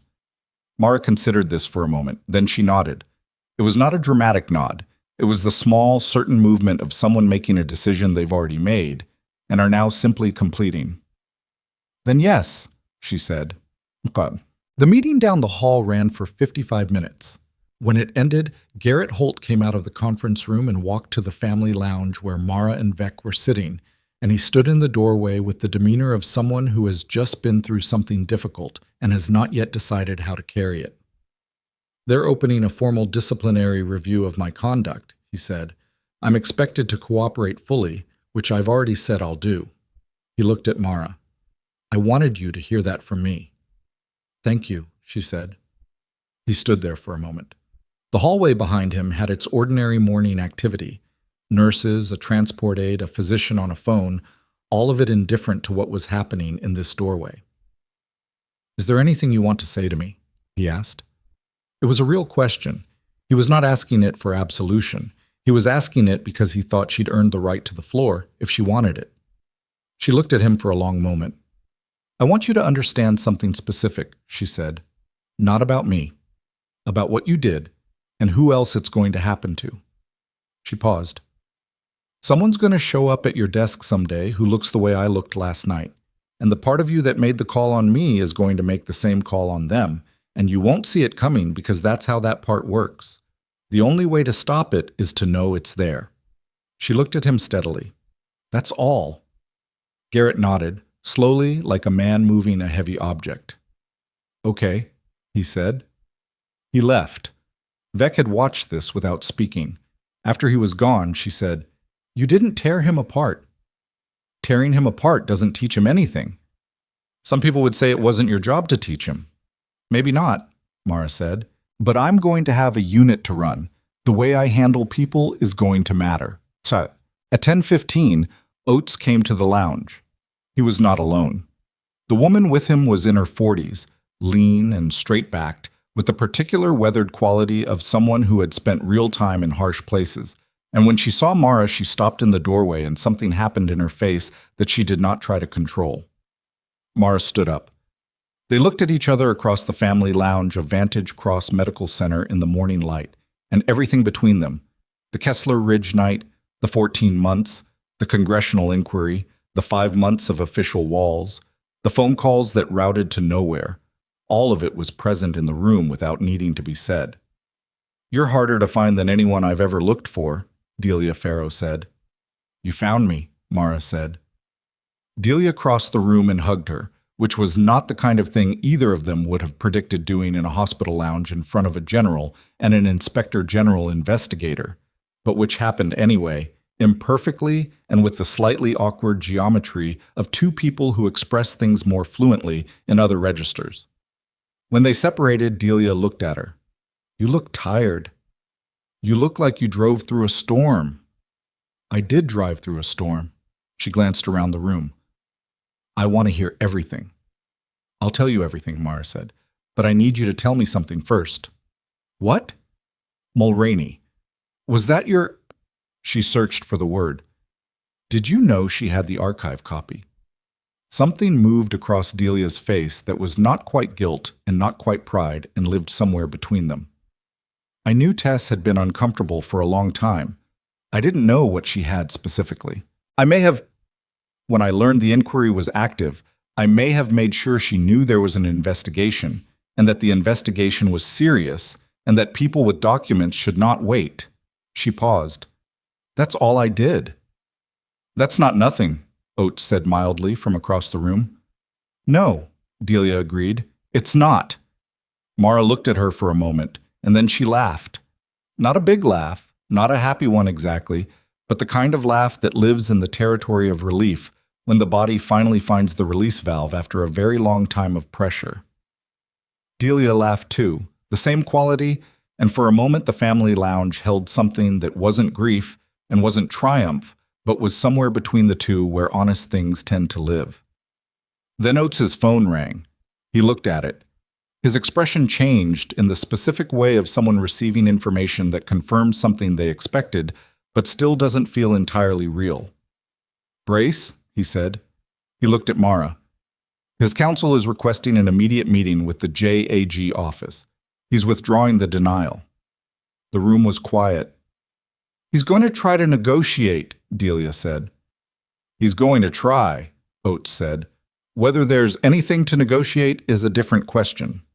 He looked at Mara again. "There's one more element that's come out of his counsel's communication this morning, something that wasn't in the files we'd located." Mara waited. "Brace did not act alone in the initial suppression," Oates said. "His counsel has indicated he will provide the name of a second individual, someone at the hospital system level, not the military level, who was contacted approximately 12 months ago and who took actions to ensure that certain employment verification requests related to your nursing licenses were delayed or flagged." The room processed this. "Someone in the hospital system was helping him keep me from working," Mara said. "That's what his counsel is indicating." Vec leaned forward. "Which hospital system?" Oates looked at his notes. He said the name. And the name, he said, was not Vantage Cross. It was a hospital system 3 states away, which meant it was a hospital where Mara had applied for a travel contract 8 months ago and been told there was a credentialing issue they couldn't resolve, which had seemed bureaucratic and frustrating and had at the time seemed like one more obstacle in a long line of obstacles. It had not been bureaucratic. It had been deliberate. Someone had reached across the official channels and made a call and made her disappear a little further. Delia's face had gone very still. Vex stood up.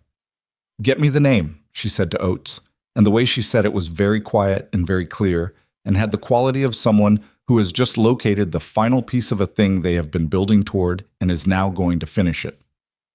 Oates was already on the phone, and across the lounge, at the window, Mara stood looking out at the cleared mountains and the morning light on the snow and the particular quality of the sky after a storm, when it comes back clean, and she was thinking about 14 months and 6 people and 1 deleted paragraph, and the long, strange road from a burning vehicle in a country far away to a hospital in Montana where someone had grabbed her arm 8 hours ago and walked her out of the building.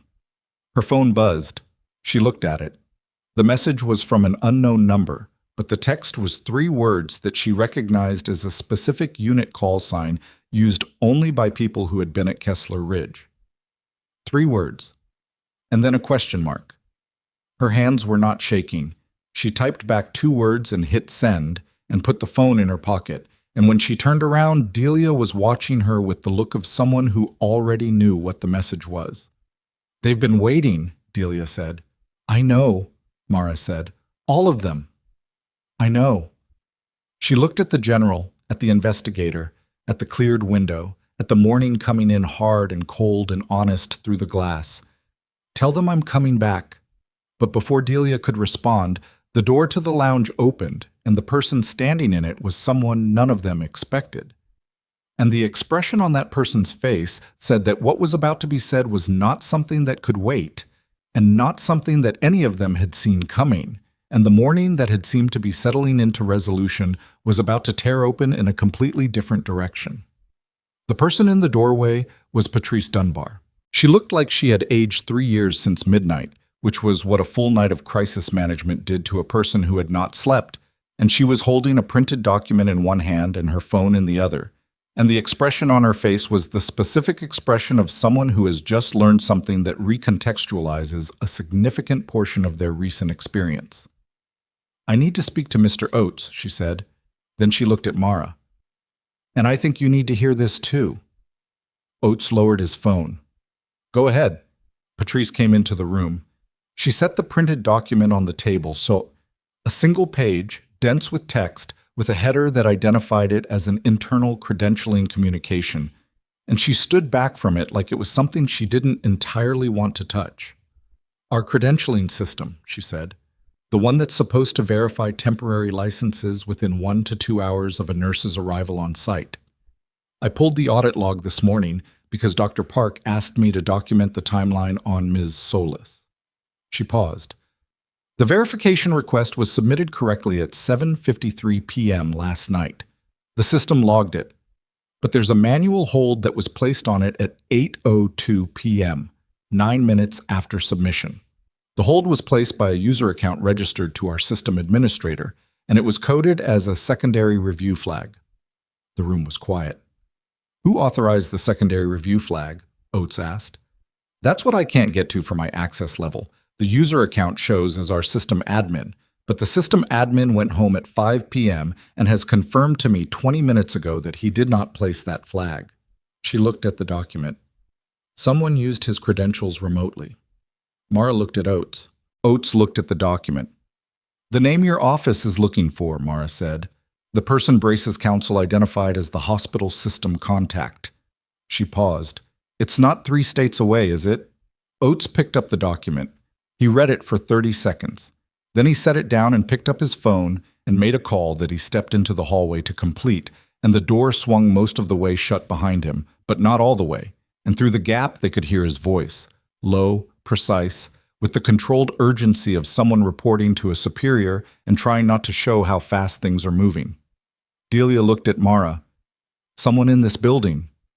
"Someone who knew I was here," Mara said, "who knew Garrett was moving to pull my credentials and wanted to make sure the verification didn't clear before he did. That means whoever it was watching the credentialing queue last night in real time. Or had set up an alert." General Vec had not spoken. She was standing very still with the specific quality of someone assembling a picture from pieces and not yet liking what the picture looked like. "The CO situation on the roof," she said. Everyone in the room looked at her. The medevac crew went down from carbon monoxide exposure. The engine was left running, the exhaust was channeled by the wind direction back across the pad, 3 personnel went down. She looked at Mara. Was that an accident? Mara had not let herself fully form that question until this moment. She looked at it now, directly, the way she looked at clinical findings she didn't want to see. I don't know, she said. The pad was staffed by ground crew when the aircraft landed, Vex said. Standard protocol. The ground crew should have monitored the engine status. One of the ground crew was among the people down, Mara said. Yes. Vex's voice was very flat, which could mean he was a victim, or it could mean something else. The room absorbed that. Oates came back through the door. He looked different, not rattled because Oates did not appear to rattle, but carrying something he hadn't been carrying when he left. He looked at Vex first, then at Mara. The secondary contact, he said. The individual braces council identified as a hospital system level actor. It's not a hospital system 3 states away. He paused one beat. It's a consulting firm that contracts with multiple hospital systems in the northwestern region, providing credentialing software and administrative support. One of those hospital systems is Vantage Cross. Another pause.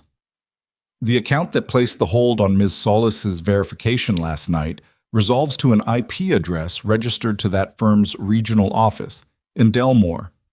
Nobody said anything for a moment. They're local, Delia said. 40 minutes from here. Oates looked at his phone. I've passed this to the FBI's field office in Billings. This is now beyond the scope of a military IG investigation. We have potential obstruction of a federal investigation, unauthorized access to a hospital system, and depending on what the rooftop situation turns out to be, possibly more. He looked at Mara steadily. This is going to move fast now. How fast? Vex asked. The kind of fast where you should probably not be surprised if there are federal agents in this building before noon. They were there by 10:50.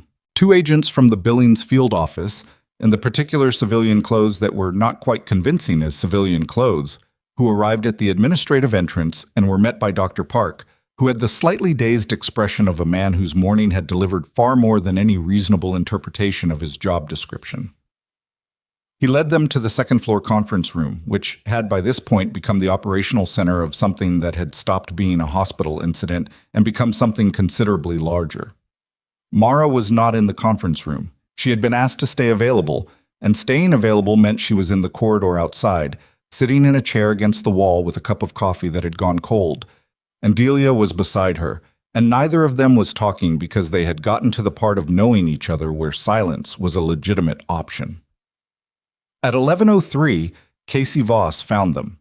She came down the corridor with the slightly tentative energy of someone who wasn't sure if they were intruding, but had decided to come anyway, and she stopped in front of Mara and said, Osei's stable. Potassium is 3.7. Vargas says he can probably move to a regular room this afternoon. Good, Mara said. Casey stood there. She appeared to be working up to something. I heard there are federal agents upstairs. Yes. Is that related to you? Partly. Casey processed this for a moment. Last night, when I came down to the lobby, when I told you about the vascular injury. She paused. I've been going back and forth about whether that was the right call. Mara looked at her. What do you think? I think Ferris is alive because I did it, Casey said. And I think I violated protocol. Oh, both of those things are true. Which one matters more? Mara considered this with the seriousness it deserved. In the moment, the one that kept him alive. Going forward, understanding why the protocol exists and what it's protecting against. She looked at Casey directly. You made a judgment call under pressure. You thought it through, you accepted the risk, and you were right. That's not the same as ignoring protocol because it was inconvenient. You know the difference. How do you know I do? Because you're asking the question, Mara said. People who don't know the difference don't ask. Casey looked at the floor, then back up. Something in her face settled. Thank you, she said, for last night, for everything last night. She left. Delia watched her go. You're going to be good at running a unit, she said. I haven't done it yet. I know what I'm looking at. The federal activity ran through the morning and into the early afternoon with the particular procedural intensity of an investigation that has found solid ground and is moving to cover it before anything shifts. Oates was in and out of the conference room continuously. Vec made 3 calls that Mara was not present for, and came out of each one with her expression slightly more resolved. The 2 FBI agents moved through the building with the quiet efficiency of people who know what they're looking for and have a reasonable expectation of finding it. At 12:40, they found it. The person they brought out of the hospital's administrative wing was not someone Mara had met. His name was Curtis Hale, and he was the regional account manager for the credentialing firm that contracted with Vantage Cross, and he had apparently been on site for a routine systems review meeting that had been scheduled for 2 weeks and which had turned out to be spectacularly bad timing on his part. He was 41, in a business casual jacket, and he walked through the lobby between 2 federal agents with the particular grayness of a man who had spent the morning watching the walls close in and had run out of moves.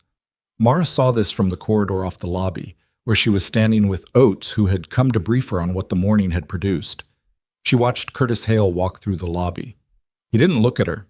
He was looking at the floor with the focused attention of someone trying to make themselves small. He accessed the credentialing system remotely from his firm's office at 8:02 last night, Oates said. He placed the hold using the system admin's credentials, which he had access to as part of his contractor role. He's been a contact for Brace for approximately 16 months, documented in emails on Brace's firm account that Brace apparently forgot were subject to discovery. Oates had a slight quality in his voice that was as close to satisfied as she'd heard him get. "You won't be the last one through that door today. The firm's managing director has been notified that agents are en route to the regional office." Mara watched the lobby doors close. "How many people were involved in keeping me out?" she asked. "We currently count 3, Brace at the military level, Hale as the implementation contact, and 1 additional individual at the firm's headquarters who appears to have provided institutional cover for what Hale was doing." Oates paused. 3 people, active over 14 months, to suppress 1 record. Because 1 record could surface 1 deleted paragraph. Yes. She looked at the lobby doors. "Brace is facing court-martial," Oates said.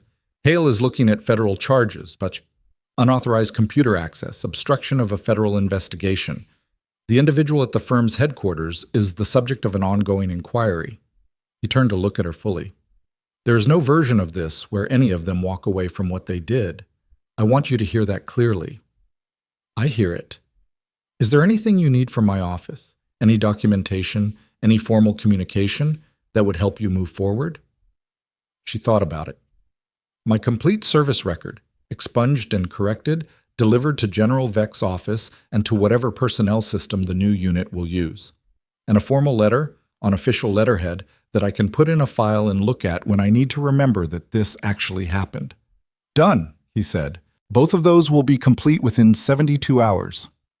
At 2 in the afternoon, Warrant Officer Dana Krell woke up.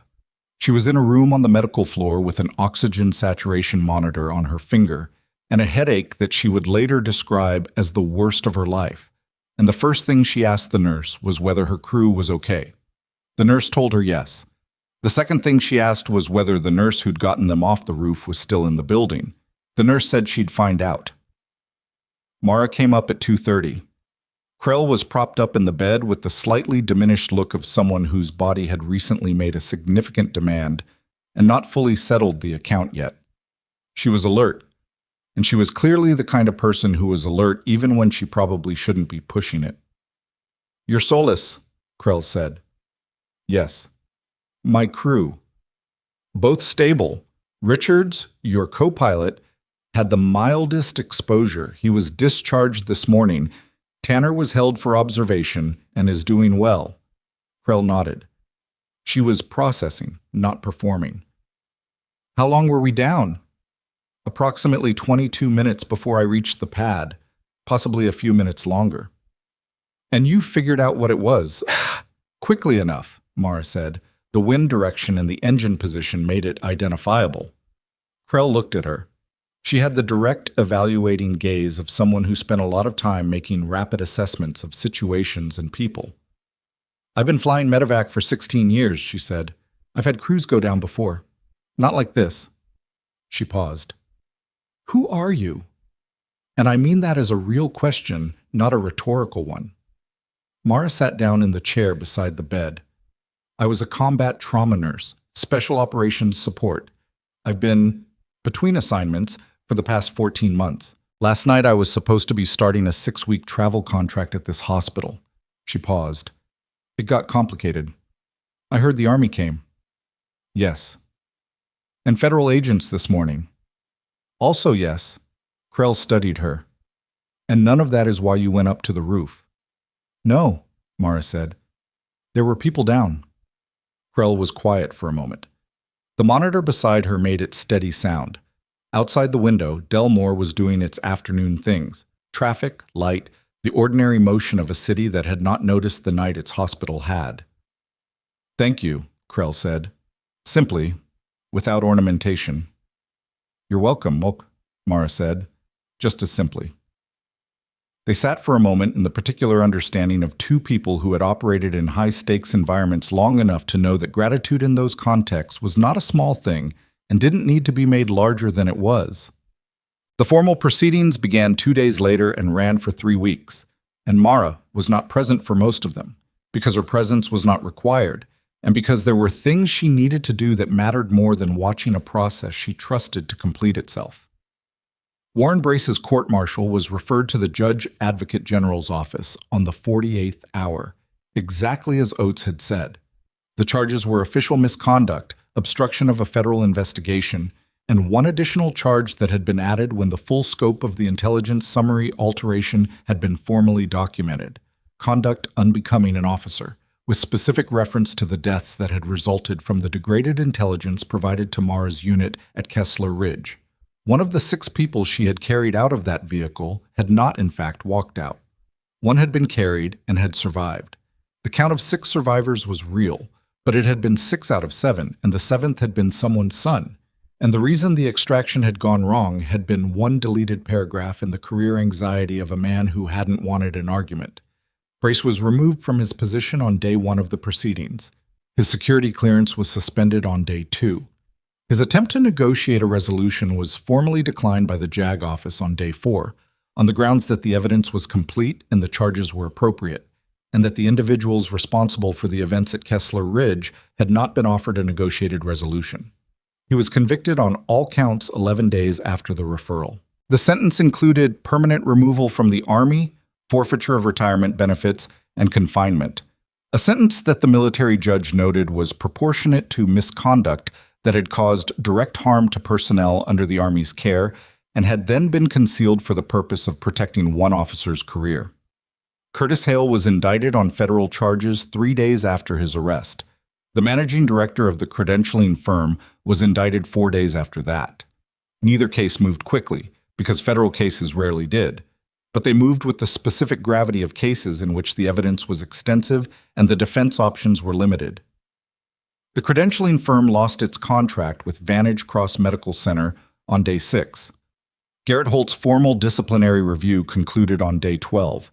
The finding was that he had acted improperly in removing Mara from the trauma floor without completing the credential verification process, that his conduct had included a physical component that was not within policy, and that the public nature of the removal had caused professional harm. The recommended outcome was a formal written reprimand, mandatory bias awareness training, and a 6-month period of supervised conduct review. Garrett accepted all of it without appeal. He also, on the morning the review concluded, sent Mara a written statement, not required by the process, not prompted by anyone, just something he sat down and wrote. It was 2 paragraphs. The first said what he had done and acknowledged it clearly. The second said something that Mara read 3 times, which was that he had gone back through his career and identified at least 4 other instances where he believed he had made the same kind of call on the same kind of basis, and that he intended to address each of those situations as directly as the current one, even though none of them had come to the same visibility. He was doing it because it was right, not because anyone was watching. She wrote back 4 sentences. The last one said, "That matters more than the apology." The Joint Special Operations Tactical Medical Unit did not come together quickly, because nothing that was worth building came together quickly, and Mara had learned enough about the difference between speed and momentum to not mistake one for the other. What happened in the weeks after Delmore was a series of smaller things that added up to something larger. Her service record was corrected and restored in full. The commendation from Kessler Ridge was formally entered. A Silver Star citation that had been sitting in a suppressed file for 13 months while she drove between travel nursing contracts wondering what she'd done wrong. She had not done anything wrong. The record now said so, clearly and permanently. She called Delia the night the corrected record came through. Delia answered on the second ring, which meant she'd been waiting for the call. "It's done," Mara said. Delia was quiet for a moment. Then, "How does it feel?" Mara thought about it honestly. "Strange. Like a door you've been pushing against for so long that when it finally opens, you almost fall forward." "Yeah," Delia said. "That's the right word for it." "How's Mulroney?" "Scared, relieved. The IG gave a formal statement acknowledging her cooperation. She's not facing any action. The disclosure was protected." Delia paused. "She asked about you." "Tell her I said thank you." "She'll say she didn't do it for you." "Tell her I know," Mara said. "That's what makes it mean something." Au point. The unit's first personnel selection meeting happened on a Tuesday in early spring, in a conference room at a base Mara was not yet at liberty to name publicly, and the people in the room were 7 candidates who had been pre-screened through a process she'd designed herself, and General Vec, and a logistics coordinator named Hess, who had the organizational instincts of someone who had seen what happened when those instincts were absent. Mara ran the meeting, not formally. There was no podium, no presentation, no rank performance. She sat at the table with the candidates, and she talked about what the unit was going to do and what it wasn't going to do and what the gap was between those two things. And she asked each of them one question that was not on any official screening rubric, but that told her more than anything else would have. The question was, "Tell me about a time you were wrong about someone." 2 candidates gave polished answers that described professional misassessments quickly corrected. 3 gave honest answers about harder things. 1 couldn't answer at first and then gave the most honest answer in the room, which involved a patient she hadn't fought hard enough for and still thought about. 1 gave an answer that was entirely about herself, which told Mara what she needed to know about that candidate's particular blind spot. She selected 6 of the 7. Vec, on the way out of the meeting, fell into step beside her. "You didn't take the one who talked about the patient," Vec said. "I did take her. She's number 3 on the list." Vec looked at her. "The one you didn't take." "The one who only talked about himself," Mara said. "He's a strong clinician. He'd be an asset in a lot of settings. Just not this one?" This unit is going to operate in the gap between what the textbook says and what the field actually looks like. People in that gap have to be able to see past their own framing. He's not there yet. She paused. "He might get there. I'd look at him again in 2 years." Beck nodded. Not the nod of someone agreeing with a subordinate, but the nod of someone who has selected the right person for a job and is watching that selection prove itself. 3 months after the night at Vantage Cross Medical Center, Mara went back. It was not a ceremonial visit. She had logistics to cover. A formal debrief with Dr. Park's office related to the hospital's protocol revision process, which had been ongoing since the investigation concluded. Vantage Cross had rewritten its emergency credentialing procedure from the ground up, incorporating a provision that no clinical staff member could be removed from an active trauma setting during a credentialing verification window without attending. Physician authorization and documented clinical justification.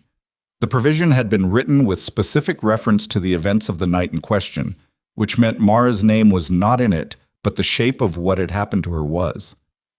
She sat with Park and Sandra Welch and a policy consultant for 2 hours, reviewed the draft language, suggested 2 changes, and signed off on the version that resulted.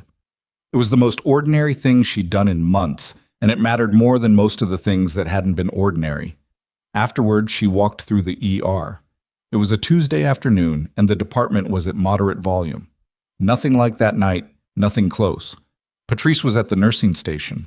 She looked up when she saw Mara, and the look on her face was the particular look of someone who has processed a significant experience and arrived at something on the other side of it. "How are you?" Patrice asked. "Good," Mara said, and then, because it was true, "Really good, actually." Patrice nodded. "I owe you an apology too, you know. Not what Holt did, but I I watched it. I didn't say anything. I know. That's its own thing. Yes, Mara agreed. It is. They looked at each other, and there was something in the air between them that was not entirely resolved and probably would not ever be entirely resolved because some things didn't resolve so much as they settled into a shape you could live with, that you could learn from, that you could carry forward without it crushing you. There's something I keep thinking about, Patrice said. You walked out. When Holt walked you out, you didn't fight him. No. Why not? You could have. Mara thought about this. She'd thought about it before. Because fighting him in that moment would have been about me. And what I needed to do in that building wasn't about me. She paused. That's not virtue. That's just knowing what the actual problem is. Patrice was quiet for a moment. The protocol change, she said. The new credentialing procedure. Did you know they named it internally? Mara hadn't. What did they call it? The Soli Standard, Patrice said. Park's idea. He said every time someone reads the policy going forward, they should understand where it came from and why it needed to exist.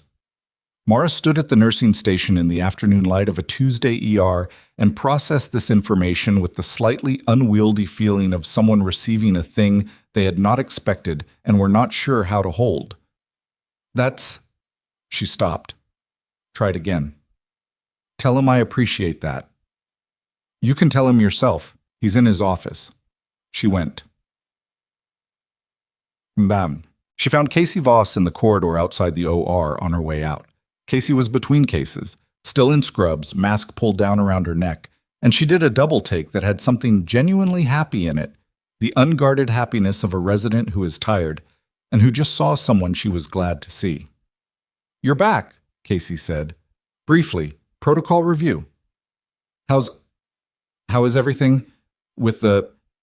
Casey gestured vaguely, meaning all of it. Better. Moving forward. Mara looked at her. How are you? I had a vascular case last week, Casey said. Forearm injury, no nail this time, but similar presentation. And I remembered I went proximal first, before anything else. And it was right. She paused. I knew it was right before I did it, but I also knew it because of you. You would have figured it out, Mara said. Maybe, but not as fast. Casey looked at her. I looked up the Kessler Ridge commendation. After it was publicized, I read the citation. Mara didn't respond. You went back in, Casey said. The vehicle was on fire and you'd already gotten out and you went back in. Someone was still inside. You went back in, Casey said again, quietly, not for emphasis, but because some facts have a weight that doesn't reduce on repetition. I think about that when it's hard. I think about what it means to decide that the cost of action is more acceptable than the cost of standing outside. Mara looked at her for a long moment. This young doctor who had come down to the lobby because she couldn't reach a proximal artery and needed help, who had made a decision in 3 seconds in an elevator and had been right, who would go on to make 1,000 more decisions in corridors and OR suites and emergency rooms, and who would carry in her the shape of one night that had taught her something she couldn't have learned from a textbook. You're going to be a good surgeon, Mara said. Casey smiled. You're going to be a good general someday. I'm not interested in that. I know, Casey said. That's probably why. She drove out of Delmore in the late afternoon, with the mountains to the west holding the last of the light, and the road ahead running straight through a valley, still carrying patches of the winter's last snow. The car was a rental. The drive to the base was 4 hours. She had a meeting tomorrow morning and a training protocol to finish drafting, and a phone call with Delia scheduled for the evening. She drove through the valley and thought about the question Delia had asked. Does it ever stop being the thing you are? No. She had told the truth. It didn't. The training, the instincts, the way she read a room or a wound or a situation, those things were not a layer over her life. They were the structure of it, built by years of operating in conditions that didn't allow for approximation. You either learned to see clearly under that kind of pressure, or you didn't survive it, and she had learned, and what she'd learned had not left her when she took off the uniform. It had followed her through 14 months of travel contracts and uncertainty, and a system that was supposed to hold her record and instead had let someone bury it. It had walked with her through the lobby of Vantage Cross Medical Center on a stormy night when a man had decided in 4 seconds that she wasn't qualified to be there. It had been present in every room where someone had underestimated the quiet woman in ordinary scrubs who wasn't arguing, wasn't performing, wasn't trying to prove anything. She had just been doing the job. That was the thing no one had understood about her that night, and the thing she had eventually understood about herself in a way she couldn't fully have articulated before the last few months. The strength was not something she deployed. It was not a card she played or a reveal she staged. It was just what she was, accumulated from years of being in the places that demanded it, and it did not require anyone's recognition to exist. The recognition was not the point. The point was the 6 soldiers, and Dwayne Ferris and his fractured nail and his proximal artery, and David Osei's chest, and the tube that had drained at exactly the rate it should have, and Dana Krell waking up with a headache and both her crew members alive, and a young resident named Casey Voss who now knew to go proximal first, and who would teach it to someone else someday without knowing she was passing on a thread that connected back to a stairwell in Kessler Ridge, and the 14 seconds a woman had stood outside a burning vehicle, deciding whether to go back in. The thread was the point. What you did with the thing you knew, and who you handed it to, and whether you kept showing up even when the system had decided to make you invisible, that was the point. She crossed the valley as the light went gold and horizontal, and the shadows of the mountains stretched long across the road, and the radio played something she didn't recognize, and she drove. She was not angry anymore about the 14 months. She had moved through the anger in the only way she knew how, which was forward, and on the other side of it was not peace exactly, but something that functioned like it, clarity and purpose, and the understanding that what had been done to her had been meant to diminish her and had instead revealed her to the people who needed to see her at exactly the moment when it mattered most. Warren Brace had buried her record to protect a paragraph. She had spent 14 months building an understanding of the gap between institutional medicine and field reality that she could not have built any other way. He had thought he was removing her from the story. He had been writing the most important chapter of it. The base came into view when the road crested a low ridge, lights in the early dark, a water tower, the particular silhouette of institutional buildings that meant order and structure, and a place where something was being built. Her unit. 6 people she had chosen carefully and would train harder, and who would go into places where the gap between what the textbook said and what the body in front of you was actually doing could cost a life, and who would be ready for that gap and who would close it. She pulled off the highway at the base road and slowed for the gate. The sentry checked her credentials, which cleared immediately, and waved her through. She drove to the lot beside the medical training building, parked, and sat for a moment in the silence of the car with her hands on the wheel and the engine ticking as it cooled. No one had handed her this. Not the rank, not the unit, not the record, not the recognition. She had earned the rank before anyone buried it. She had maintained the skills when no one was watching and no one was crediting her for it. She had walked into a building where someone grabbed her arm and walked her out. And she had found a stairwell, and she had waited, not because she was passive, but because she understood that the moment that mattered was not the moment someone dismissed you, but the moment you chose what to do next. She had chosen to stay in the building. That was all. That was everything. She picked up her bag, opened the car door, and stepped out into the cold mountain air. Above her, the sky was fully dark now, and the stars were out in the way they came out at elevation and distance from city light. Dense, indifferent, permanent. The kind of sky that had been there before any of this and would be there long after, which was either humbling or clarifying depending on how you looked at it. She looked at it for 3 seconds. Then she turned and walked toward the building where her unit was waiting, and the door opened before she reached it. Someone had seen the headlights, and the light from inside fell across the threshold in a warm rectangle, and she walked through it. The door closed behind her, and the quiet woman who had once been walked out of a hospital by her arm went to work.